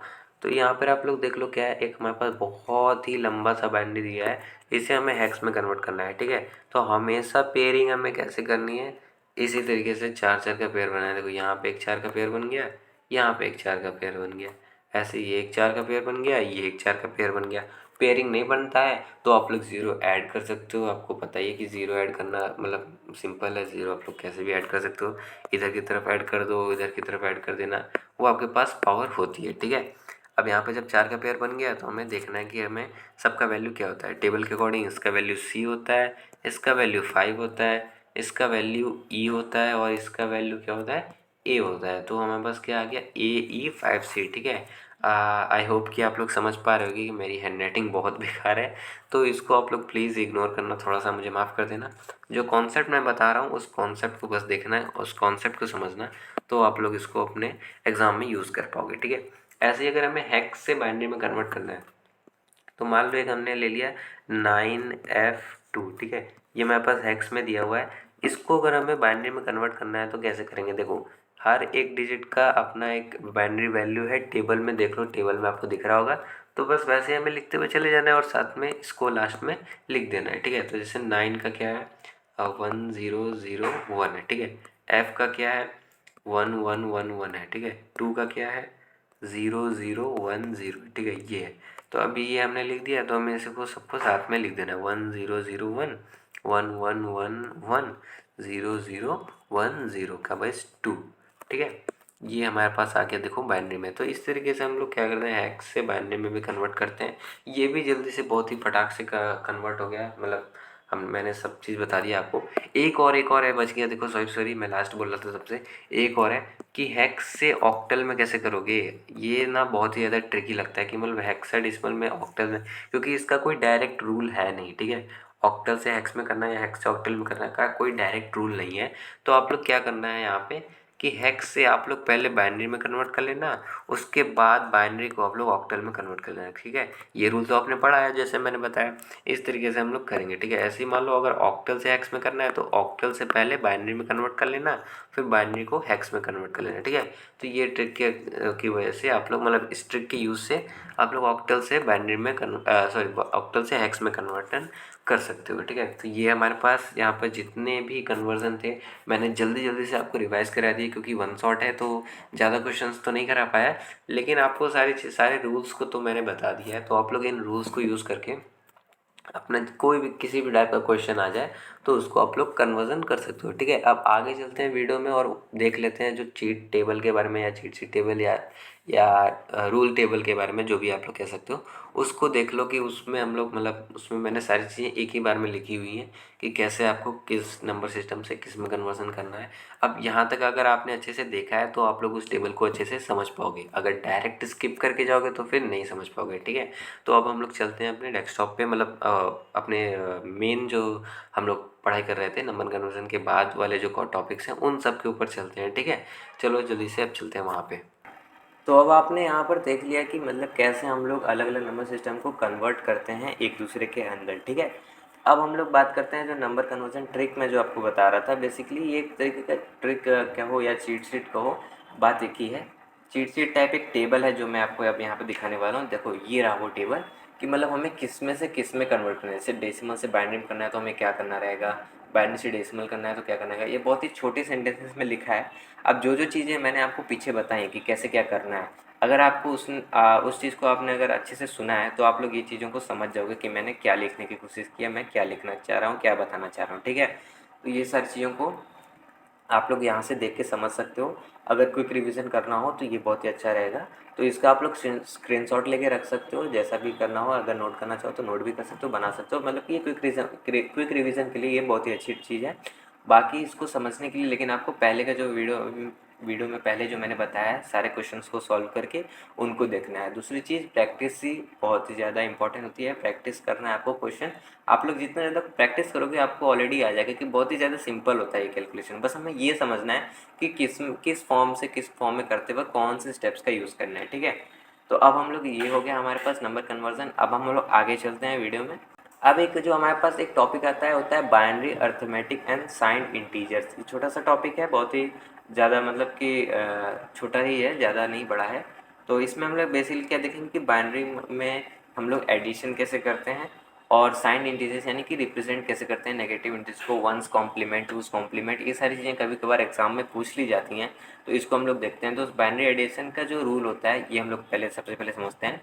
बाइनरी एडिशन का बेसिकली सिर्फ और सिर्फ 4 सिंपल सा रूल होता है। इनको अगर आपने जान लिया तो फिर कितना भी बड़ा बाइनरी का नंबर दे दो ऐड करने के लिए आप लोग बहुत ही सिंपल से कर दोगे। सबसे पहले देखते हैं, जब भी 0+0 करेंगे तो उसका वैल्यू 0 ही आएगा।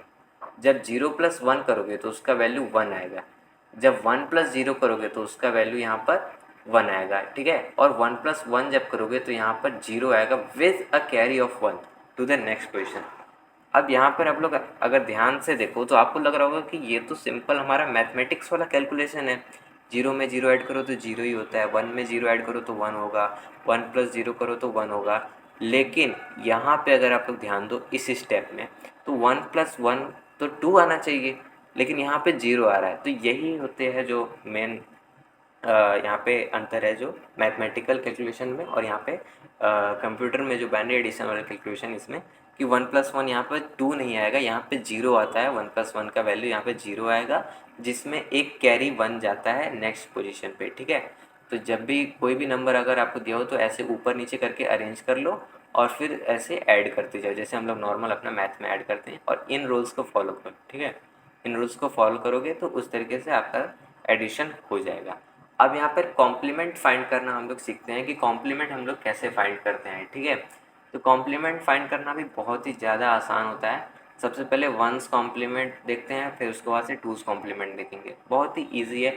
किसी भी बाइनरी नंबर का अगर आपको वंस कॉम्प्लीमेंट निकालना है तो हमें उसको बस और सिर्फ इन्वर्ट कर देना है, ठीक है। उसका नॉट निकाल देना है, जैसे उस बाइनरी का हमें इन्वर्ट कर देना है, जैसे 0 को 1 कर देना है, 1 को 0 कर देना है, बस। और कोई चीज़ आपको नहीं करनी है।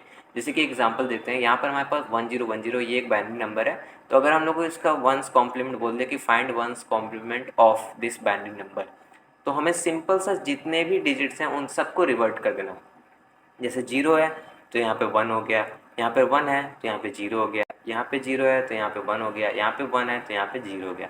तो हमने क्या किया, बेसिकली सबको इन्वर्ट कर दिया। तो यही हमारा वंस कॉम्प्लीमेंट हो गया। देखा कितना ईजी है, कितना सिंपल सा चीज़ है। कोई यहाँ पे रॉकेट साइंस नहीं है, बहुत ही सिंपल सिंपल चीज़ें हैं। अगर आप लोग ध्यान से सुनोगे तो आपको एक एक चीज़ क्लियर हो जाएगी।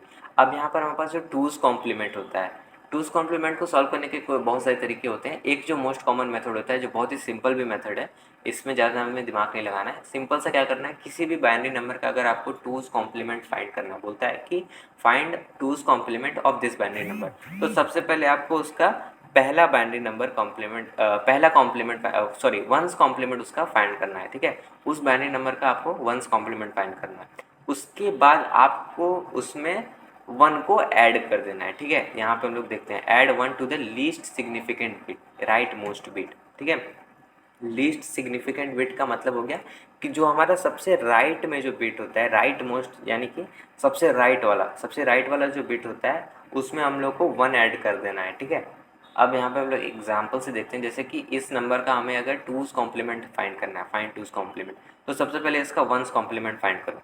तो इसका वंस कॉम्प्लीमेंट क्या होगा, 0101, ठीक है, ये होगा। अब इस नंबर में हमें 1 को ऐड कर देना है, इधर वाले में हमें 1 को ऐड करना है। तो अब हमें बाइनरी एडिशन से पता है कि अगर हम लोग इसमें 1 ऐड करेंगे तो 0 आएगा प्लस एक ऊपर कैरी जाता है, ठीक है। तो फिर 1 और 0 ऐड होगा तो क्या आएगा, हमारे पास 1 आएगा। तो हम लोग देखते हैं इसका क्या आएगा, देख लो। ऐड करेंगे जब हम लोग 1 तो 0 1 1 0, तो ये हमारा क्या आ गया, टूज़ कॉम्प्लीमेंट आ गया, ठीक है। अब हम लोग बात करते हैं यहाँ पर नेक्स्ट जो हमारा टॉपिक है कैरेक्टर रिप्रेजेंटेशन का, ठीक है। ये हमारा लास्ट सेकंड टॉपिक है कैरेक्टर रिप्रेजेंटेशन। तो हम लोग इसमें क्या समझेंगे कि मतलब कि जितने भी कैरेक्टर्स होते हैं लैंग्वेजेस में, अलग अलग लैंग्वेजेस में, उनको कंप्यूटर किस तरीके से समझता है, किस तरीके से रिप्रेजेंट करता है।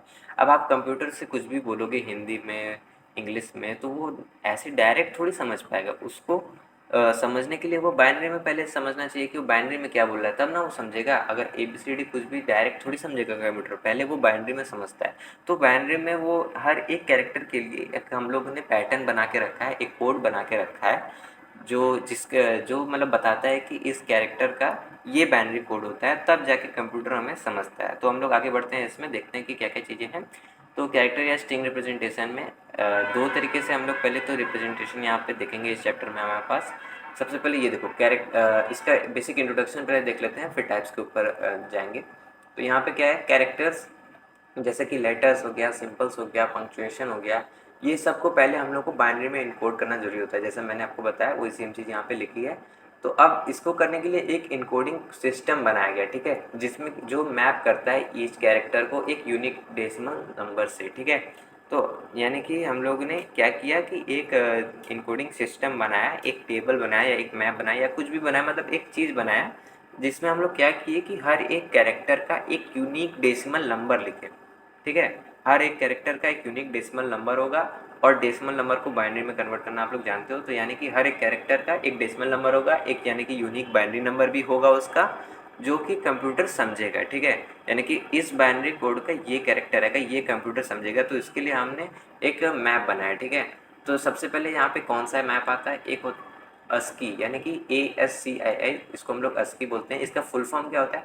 American standard code for information interchange. ठीक है, ये इसका फुल फॉर्म होता है। एग्जाम में हो सकता है आपको पूछ लिया जाए, तो आप लोग इसको पढ़ लेना।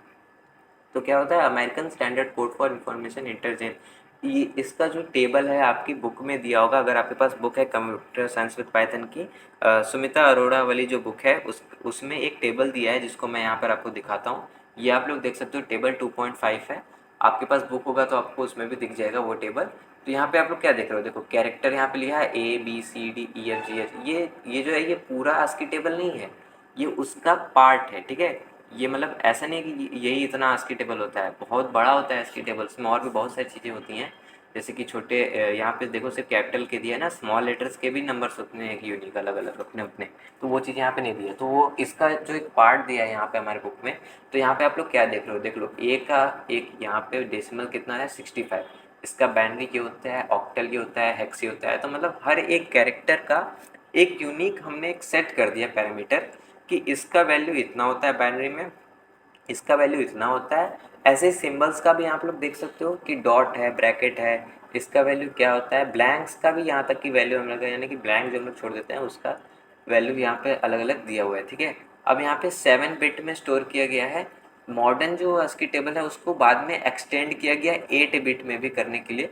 तो वो सारी चीज़ें क्यों हुई, कैसे हुई, उसको जानने की जरूरत नहीं है हमें। यहाँ पे जो अपने बुक में जो टेबल दिया है उसमें 7 बिट के अंदर दिया है। तो ये समझ लो इतना कि बेसिकली ये टेबल क्या बता रहा है कि ए का वैल्यू इतना है, बी का वैल्यू, तो ये हमने एक पैरामीटर सेट कर दिया। अब जब भी हम लोग कोई भी कोड लिखेंगे तो कंप्यूटर समझेगा कैसे कि मान लो हमने प्रिंट लिखा है तो वो उसको बाइनरी में कन्वर्ट करके एक एक लेटर को PRINT, हर एक लेटर का अपना एक बाइनरी फॉर्म है। जैसे P का ये है, R का ये है, तो सबको वो कन्वर्ट करके समझेगा कंप्यूटर कि हाँ भाई ये बोल रहा है, हमारा जो यूज़र है वो हमसे ये बोलना चाह रहा है। ठीक है, तो इसलिए हमने यहाँ पे एक सिस्टम बनाया जो कि बाद में थोड़ा सा फेल पड़ गया। क्योंकि फेल क्यों पड़ा, अब हम लोग जब यूनिकोड पढ़ेंगे तब हम लोग समझेंगे कि इसको क्यों फेल पड़ा, या फिर क्या बोल सकते हैं कि ड्रॉबैक्स एक तरीके से बोल सकते हैं कि ड्रॉबैक क्या रहा है इसका। तो इसको हम लोग यूनिकोड वाले टॉपिक में अच्छे से देखेंगे।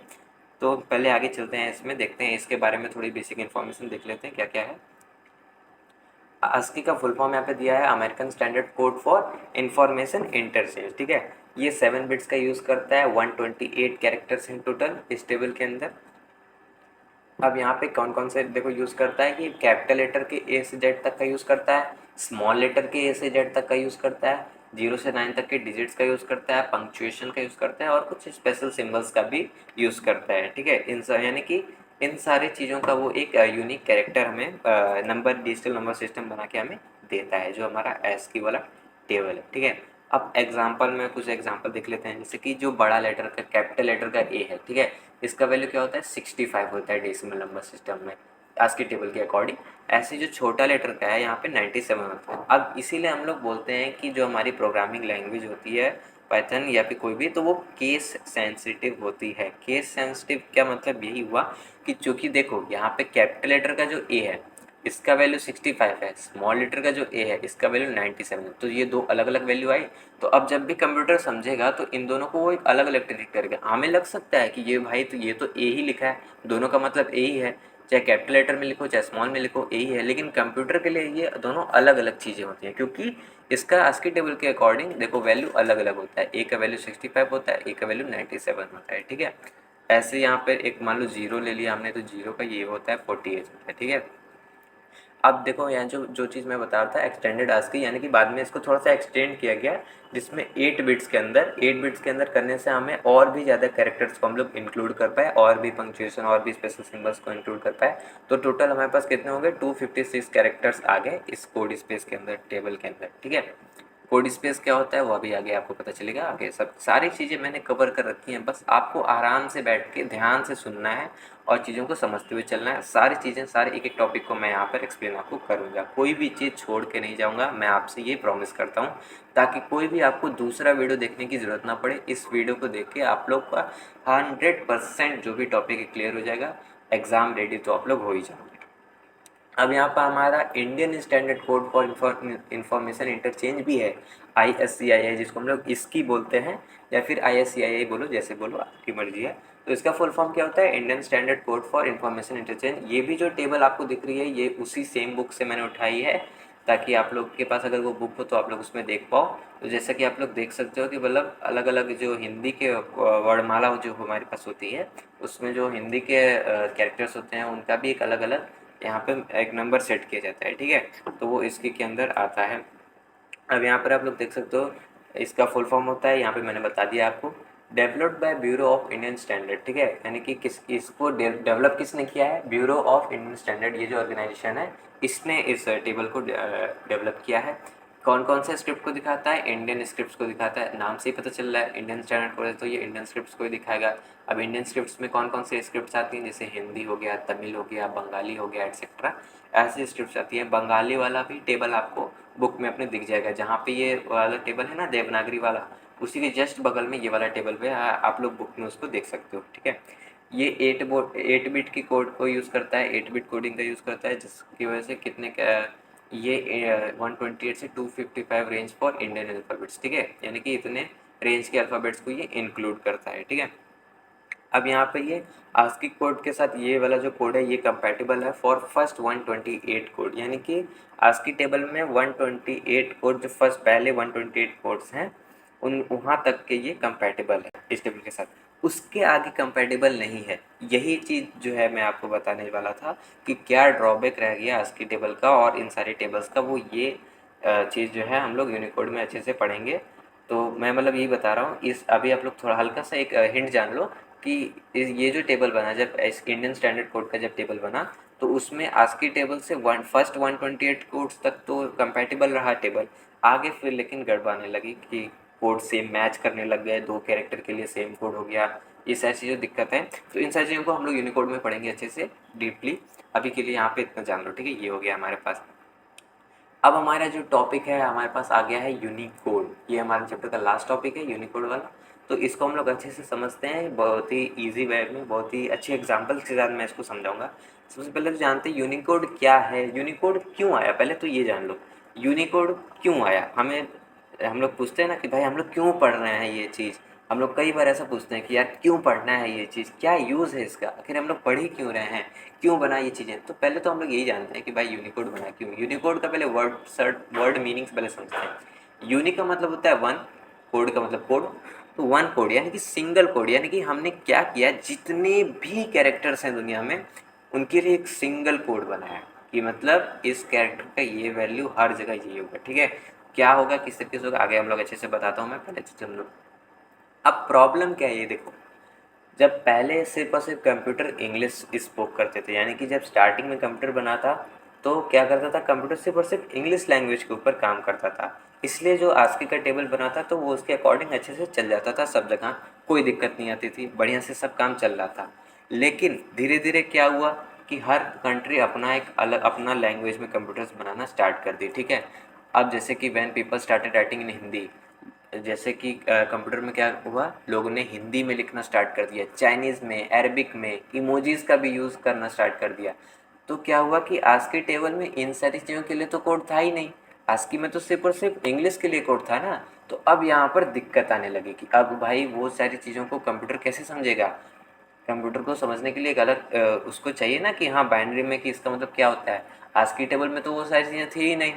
तो यही ड्रॉबैक रह गया आस्की का, ये कि वो उन सारी चीज़ों को एड्रेस नहीं कर पाया। अब जैसे इमोजीज़ हैं तो इमोजीज़ बाद में आई, हिंदी बाद में आया, मतलब हिंदी में कंप्यूटर यूज़ करना बाद में आया, पहले तो सिर्फ और सिर्फ एक ही लैंग्वेज थी इंग्लिश, मजबूरी थी लोगों की सिर्फ और सिर्फ इंग्लिश में यूज़ करो। पर टेक्नोलॉजी जब आगे बढ़ी तो हम लोगों ने अलग अलग लैंग्वेज का भी यूज़ करना स्टार्ट कर दिया, जैसे हिंदी, चाइनीज़, अरबिक और इमोजीज़ का भी यूज़ करना स्टार्ट कर दिया। तो ये प्रॉब्लम आ गई यहाँ पे कि भाई आस्की टेबल यहाँ पे फेल हो गया, कि अब तो दिक्कत हो गई भाई, अब तो कोड को एड्रेस करना मुश्किल हो रहा है भाई। ऑलरेडी हमने सारे लगभग लगभग जितने डेसिमल थे उनको असाइन कर रखा है, तो अब दिक्कत होगी, है ना। जैसे कि हिंदी में क्या हुआ था कि 128 कोड तक तो मैच किया, आगे मैच नहीं किया। जैसे कि इस तरीके से समझ सकते हो आप लोग कि मान लो कोई लेटर है हमारे पास, आर है, उसका वैल्यू 25 है। अब हिंदी में कोई लेटर है मान लो फ या क, मान लो क का वैल्यू है, कोई एग्जाम्पल में वैल्यू ले रहा हूँ, उसका भी वैल्यू 25 हो गया। तो अब कंप्यूटर 25 को किस तरीके से समझ सकता है, आर भी समझेगा, क भी समझेगा। तो ये एक मिसमैच हो गया ना, कन्फ्यूजन हो गया ना कि भाई ये क्या हो रहा है, क लूँ कि आर लूँ कि क्या लूँ। तो ये सारी चीज़ें जो है प्रॉब्लम आने लगी, जिसका हम लोग अब सोल्यूशन देखेंगे कि क्या आगे आता है। तो देखो सोल्यूशन में क्या है, यूनिकोड। सोल्यूशन इसका क्या है, यूनिकोड। तो हमने क्या किया कि एक सिंगल कोड, पूरा कोड स्पेस बना दिया, यानी कि जैसे आस्की टेबल है वैसे हमने एक सिंगल टेबल बनाया जिसमें दुनिया भर के सारी लैंग्वेजेस को हमने इंक्लूड किया। हर एक लैंग्वेज का एक यूनिक नंबर हमने इंक्लूड किया कि मतलब कोई भी लैंग्वेज हो चाहे उसका एक यूनिक रहेगा, किसी भी वो अदर लैंग्वेज से वो कन्फ्लिक्ट नहीं करेगा, ठीक है। तो Unicode is the massive master address book that list every single character from every single language in the world, ठीक है। यानी कि ये एक मास्टर एड्रेस बुक है, बहुत ही ज़्यादा बड़ी है। मतलब आप लोग समझ लो कि दुनिया में कितनी सारी लैंग्वेज हैं और उसमें कितने सारे कैरेक्टर्स हैं, उन सबको ये यूनिकोड एक यूनिक नंबर दिया है। तो आप लोग अंदाज़ा लगा ही सकते हो कि ये बहुत ही बड़ा टेबल होगा एक तरीके से। तो एक बहुत ही बड़ा ये एड्रेस बुक है जिसमें हर एक कैरेक्टर का एक यूनिक कोड, एक यूनिक नंबर हमें मिला। अब क्या हुई, प्रॉब्लम सॉल्व हो गई। अब कंप्यूटर को पता है कि इस कैरेक्टर का यही एक सिंगल यूनिक कोड है और कोई कोड नहीं है, तो मतलब अब वो सिर्फ और सिर्फ उसी को लेके चलेगा, ठीक है। अब यहाँ पर जैसे देख सकते हो आप लोग, लाइक 97 फॉर ए और 128518 फॉर अ लाफिंग इमोजी। यानी कि मतलब जैसे क्या समझ सकते हो कि यूनिकोड ने क्या किया, ए के लिए 97 को डिनोट किया और इस नंबर को 1285.2 इस नंबर को लाफिंग इमोजी के लिए यहाँ पे डिनोट किया, ठीक है। जैसे कि अब यहाँ पे देख लो 128512, यानी कि इतना नंबर, भाई साहब कितने ज़्यादा कैरेक्टर्स होंगे, लाखों में होंगे मुझे जहाँ तक लगता है। भाई सोचो जिसने लिखा होगा वो कितनी मेहनत की होगी, जिस ऑर्गेनाइजेशन ने बनाया होगा, भाई साहब बहुत ही ज़्यादा मेहनत लगी होगी भाई। लेकिन उनकी मेहनत लगी है तभी तो आज हम लोग कंप्यूटर को यूज़ कर पा रहे हैं इतने एफिशिएंट वे में। तो थैंक्स, उनको थैंक्स बोल दीजिए, कमेंट में आप लोग सब लोग लिख दीजिए जिसने भी यूनिकोड बनाया, थैंक यू। चलिए आगे बढ़ते हैं। अब इसका हम लोग गोल देखते हैं कि क्या हुआ। कि जैसे हम लोग देखो, if two computers, one in India and one in Japan, both use Unicode, they can read each other's messages perfectly because they agree on the unique address for every character। अब जैसे कि क्या हुआ, मान लो दो लोग हैं, एक इंडिया में है एक जापान में है, दोनों लोग कोडिंग कर रहे हैं, दोनों लोग कोई भी चीज़ लिख रहे हैं प्रोग्रामिंग में। तो अब वो लोग एक दूसरे का मैसेज को बहुत ही आसानी से समझ सकते हैं। कैसे, क्योंकि जापान में जो बंदा अपना जो भी लिखा, जो भी कैरेक्टर का यूज़ किया, इंडिया में कोई मान लो अपना, इंडिया में हम लोग इंग्लिश में लिखे या हिंदी में लिखे, जापान में अपना जापानीज़ में लिखा, बट उसने जो भी लिखा उसका अपना एक अलग यूनिक वैल्यू है। इंडिया में जिसने जो कोड लिखा है उसका अपना एक अलग यूनिक वैल्यू है। तो मतलब कि एक अलग अलग यूनिक एड्रेस हमारे पास यहाँ पे मिल जाएगा, तो कैरेक्टर को हम लोग को ईजिली समझना ईजी हो जाएगा, ठीक है। अब हम लोग यहाँ पे कुछ इनकोडिंग टर्मिनोलॉजी में, दो टर्मिनोलॉजी हमारे पास हैं जो बुक में हमारे दिया है, उसको हम लोग छोटा सा है, बहुत ही छोटा सा है, क्विकली हम लोग यहाँ पे देख लेते हैं कि क्या है वो। पहला है कोड स्पेस, जो मैं अभी तक बोला था। इसका क्या क्या मीनिंग होता है, देख लो क्या डेफिनेशन है। A code space is the complete range of numerical values available to represent character. यानी कि कोड स्पेस क्या होता है, एक स्पेस होता है या एक टेबल होता है या बुक होता है या मैप होता है, जो भी आप लोग कह सकते हो, कि जिसके अंदर सारे न्यूमेरिकल वैल्यूज दिए रहते हैं। हर एक कैरेक्टर जो भी न्यूमेरिकल वैल्यू रिप्रेजेंट करता है उस सारे उस स्पेस में दी रहती हैं कि ए का वैल्यू ये है, बी का वैल्यू ये है, सी का वैल्यू ये है। तो इस टाइप के जो भी होते हैं उनको हम लोग कोड स्पेस कहते हैं, जिसमें हमें हर एक कैरेक्टर का एक न्यूमेरिकल वैल्यू अवेलेबल दिया रहता है। जैसे कि ASCII यहाँ पर दिया हुआ है, तो ए भी एक कोड स्पेस हो गया जिसके अंदर कितने हैं, वो 0 से लेकर 127 तक हैं। 7 बिट वाले टेबल में, 8 बिट वाले में तो ज़्यादा हो गए थे ना, 7 बिट वाले को अगर हम लोग लेके चलें तो उसमें 0 से 127 तक के इंटीजर्स वैल्यू को हम लोग यहाँ पे दिखाते हैं, ठीक है। ऐसे ही यूनिकोड, अब देखो यूनिकोड में कितना होता है, the code space is much larger, बहुत ही ज़्यादा यूनिकोड का जो कोड स्पेस है वो लार्ज होता है। कि इसमें कैसे होते हैं, देखो range of India from 0 to 1 lakh, 1 lakh है ना, ये 1 10 100 1000 10,000 लाख 10 लाख, रुको रुको, ये तो इंटरनेशनल सिस्टम में लिखा है। तो 1 10 100 1000 10,000 100,000 मिलियन, तो 1,000,000 114,000 111, इतने सारे जो इंटीजर्स होते हैं, इतने इंटीजर्स तक रिप्रेजेंट किया गया है हर एक कोड को यूनिकोड में। तो आप लोग जान सकते हो कि ये बहुत ही बड़ा होगा, ठीक है। अब यहाँ पर कोड पॉइंट क्या होता है, code point is a single specific value with in that space. यानी कि कोई एक सिंगल वैल्यू, उस कोड स्पेस के अंदर एक सिंगल वैल्यू जो होती है उसको हम लोग कोड पॉइंट कहते हैं, ठीक है। स्पेसिफिक वैल्यू को हम लोग कोड पॉइंट कहते हैं। अब हम लोग यहाँ पे बात करते हैं जो यूटीएफ के बारे में बात करते हैं, यूनिकोड ट्रांसफॉर्मेशन फॉर्मेट, ये इसका फुल फॉर्म होता है। यूटीएफ क्या होता है इसको समझना थोड़ा सा कंफ्यूजिंग, थोड़ा सा मतलब वो लगता है ना, अजीब लगता है, हम लोग समझ नहीं पाते हैं यूटीएफ क्या होता है, कि यूटीएफ 6 क्या मतलब, यूटीएफ 8 का क्या मतलब है, यूटीएफ 16 का क्या होता है, यूटीएफ 32, बहुत ही ज़्यादा कन्फ्यूजिंग लगता है।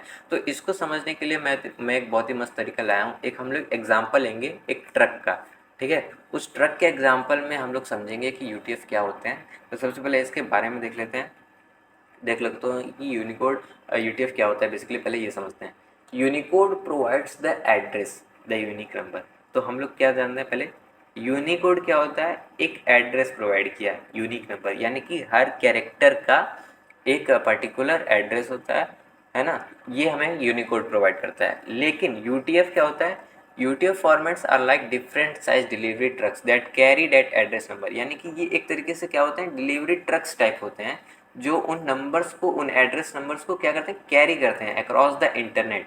या तो वो इंटरनेट से कैरी करेंगे या आपके हार्ड ड्राइव पे उसको स्टोर करते हैं। तो हम लोग बेसिकली यूटीएफ को क्या समझ लिए कि जो यूनिकोड हमें जो एड्रेस प्रोवाइड करता है, जो यूनिक नंबर प्रोवाइड करता है एक स्पेसिफिक कैरेक्टर के लिए, उसको कैरी करने का काम कौन करता है, यूटीएफ करता है। उसको सेव करने का, उसको स्टोर करने का काम कौन करता है, यूटीएफ के फॉर्मेट्स करते हैं। अब यहाँ पे 3 टाइप के फॉर्मेट्स हम लोग पढ़ेंगे, यूटीएफ 8, यूटीएफ 16, यूटीएफ 32, ठीक है। तो इनके बीच का डिफरेंस हम लोग देख लेते हैं टेबल के मदद से।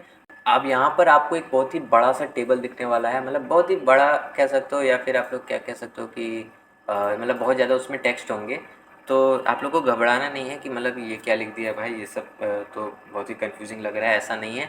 मैं आपको हर एक चीज़ को बहुत ही अच्छे से एक्सप्लेन करूँगा। देख सकते हो यहाँ पे आप लोग टेबल है, आप लोग डरना मत, डरना मत। सबसे पहले तो आप लोग को डरना नहीं है कि भाई इतना ज़्यादा क्या लिख दिया है, पूरा तो ये तो पूरा लग रहा है कि बुक ही छाप दिया। नहीं नहीं, ऐसा कुछ नहीं है, सिर्फ स्टोरी लिखी हुई है। आप लोग अगर अकेले में पढ़ो, जैसे स्क्रीनशॉट वगैरह लेके पढ़ो, तो आपको अच्छे से समझ में आ जाए, इसलिए मैंने इतना बड़ा सा लिखा है। बाकी मैं आपको अच्छे से छोटे में वे में एक्सप्लेन करता हूँ कि ये आखिर है क्या, ठीक है। अब देखो यहाँ पे क्या चीज़ें देखी हैं, 3 टाइप के हमारे पास यूटीएफ हैं, 3 टाइप के डिलीवरी ट्रक हैं, ठीक है। इस तरीके से समझो कि डिलीवरी ट्रक हैं हमारे पास 3 टाइप के, एक है यूटीएफ 8, एक है यूटीएफ 16 और एक है यूटीएफ 32, ठीक है। ये 3 हमारे पास डिलीवरी ट्रक हैं, ये 3 हमारे पास फॉर्मेट होते हैं, ठीक है, कैरी करने के, स्टोर करने के, जो भी यूनिक एड्रेस में मिलता है। अब एक एक करके समझते हैं। देखो यूटीएफ 8, इसका साइज ऑफ ट्रक, पहले इसका साइज देखते हैं कितना है। स्मॉल एंड फ्लेक्सिबल, ये जो होता है छोटा सा होता है, ठीक है। ये कितने में स्टोर करता है, 1 से 4 बाइट तक का साइज में स्टोर करता है जो भी कैरेक्टर्स होते हैं, ठीक है। इसको हम लोग द स्मार्टेस्ट ट्रक कहते हैं। स्मार्टेस्ट ट्रक क्यों कहते हैं, कि ये क्या करता है कि जो भी बेसिक कैरेक्टर्स हैं, जो छोटे कैरेक्टर्स हैं, उनको 1 बाइट में स्टोर करेगा, 1 बाइट बॉक्स में, ठीक है। बॉक्स का मतलब आप लोग समझ लो कि यानी कि 1 बाइट बॉक्स में वो स्टोर करेगा। एक बॉक्स है या एक स्पेस है जिसका जिसका कैपेसिटी कितना है, 1 बाइट है। जैसे आपका हार्ड ड्राइव है तो उसकी कैपेसिटी 500 GB होगी, या SSD है उसकी कैपेसिटी 500 GB होगी, 256 GB होगी। ऐसे समझ लो कि एक बॉक्स है जिसकी कैपेसिटी 1 बाइट है, ठीक है। एक बॉक्स है जिसकी कैपेसिटी 2 बाइट है, 3 बाइट है, 4 बाइट है, ऐसे अलग अलग कैपेसिटी के बॉक्सेस होते हैं। तो क्या करता है ये जो यूटीएफ 8 इनकोडिंग में जो ट्रक है, बहुत ही ज़्यादा स्मार्ट है, बहुत ही ज़्यादा चालाक है। ये क्या करता है कि जो भी छोटे कैरेक्टर्स हैं, बेसिक कैरेक्टर्स हैं, इंग्लिश के कैरेक्टर्स हैं, इन सारी चीज़ों को वो इन सारी चीज़ों का साइज जो है वो कम होता है, यानी कि इनका बाइनरी बेसिकली पैटर्न कम होता होगा, तो उनको ये छोटे वाले बॉक्स में स्टोर करता है, यानी 1 बाइट के बॉक्स में स्टोर करता है, ठीक है। बहुत अच्छा किया इन्होंने। अब ये बहुत ही ज़्यादा एफिशिएंट होता है वेब पेजेस के लिए। अब मान लो इसको थोड़े से भारी भरकन कैरेक्टर्स को यूज़ करना पड़ गया, जैसे चाइनीज़ कैरेक्टर। आप लोग जानते हो कि चाइनीज़ कैरेक्टर थोड़े से हैवी होते हैं, थोड़े से अलग होते हैं, हाई होते हैं, तो और या फिर इमोजीज हो गया, इमोजी और हाई हो गया। तो ये क्या करता है, अब जब भारी कैरेक्टर्स को स्टोर करना हो गया, ज़्यादा साइज के कैरेक्टर्स को स्टोर करना हो गया, तो ये उसके अकॉर्डिंग बॉक्सेस लेता है। जैसे कि अगर 2 बाइट का है कोई कैरेक्टर तो उसको 2 बाइट वाले बॉक्स में स्टोर करेगा, 3 बाइट का है तो 3 बाइट वाले बॉक्स में स्टोर करेगा। ऐसे कोई बहुत ज़्यादा भारी है 4 बाइट का है तो वो 4 बाइट वाले बॉक्सेस में इसको स्टोर करेगा, ठीक है। तो ये काफ़ी ज़्यादा स्मार्ट हो गया ना, कि जिसका भाई जिस कैरेक्टर का जितना साइज है उसी बॉक्स के अकॉर्डिंग ये स्टोर करता है, ठीक है। तो ये बहुत ही ज़्यादा स्मार्ट हो गया। अब यूटीएफ 16 लेकिन क्या है, ये थोड़ा सा कम स्मार्ट है। ये क्या करता है कि जितनी भी चीज़ें हैं इन सबको वो या तो 2 बाइट वाले बॉक्स में स्टोर करेगा या तो 4 बाइट वाले बॉक्स में स्टोर करेगा। यानी कि अगर मान लो किसी कैरेक्टर का साइज जो है वो 1 बाइट है, तो भी उसको वो 2 बाइट वाले बॉक्स में ही स्टोर करेगा, ठीक है। अब ये क्या बात हुई, मान लो आपको एक मान लो क्या स्टोर करना है, एक आपको एक की चेन को रखना है, तो आप उसको बड़े से बक्से में नहीं ना की चेन को रखोगे भाई, छोटा सा भी बक्सा में छोटे से किसी बॉक्स में की चेन को रख सकते हो। या पेन आपको लेके जाना है तो आप लोग उसके लिए एक बड़ा बक्सा नहीं लेके जाओगे पेन स्टोर करने के लिए। तो इस यहाँ पे क्या करता है, ये थोड़ा सा कम स्मार्ट होता है। इस फॉर्मेट को हम लोग इस तरीके से समझो कि जितनी भी चीज़ें हैं उनको सबको 2 बाइट वाले बॉक्स में स्टोर करना स्टार्ट करता है, ठीक है। अब this is great for languages like Chinese, Japanese where most character fit nearly into 2 bytes. अब ये क्या होता है कि ये जो है बहुत ही अच्छा किसके लिए होता है, जैसे चाइनीज़, जापानीज़ इन सारे कैरेक्टर्स के लिए तो ठीक है, क्योंकि उनके लैंग्वेज में सारी चीज़ें 2 बाइट से ही स्टार्ट होती हैं, ठीक है। ज़्यादातर चीज़ें 2 बाइट से ही फिट हो जाती हैं, उनमें स्टार्ट होती है, ठीक है। अब हमेशा इसमें 4 बाइट का स्टोरेज या 1 बाइट का स्टोरेज ऐसे इस तरीके से यूज़ नहीं आता, इस तरीके से काम नहीं पड़ता है, ठीक है। तो ये हो गया UTF-16 का।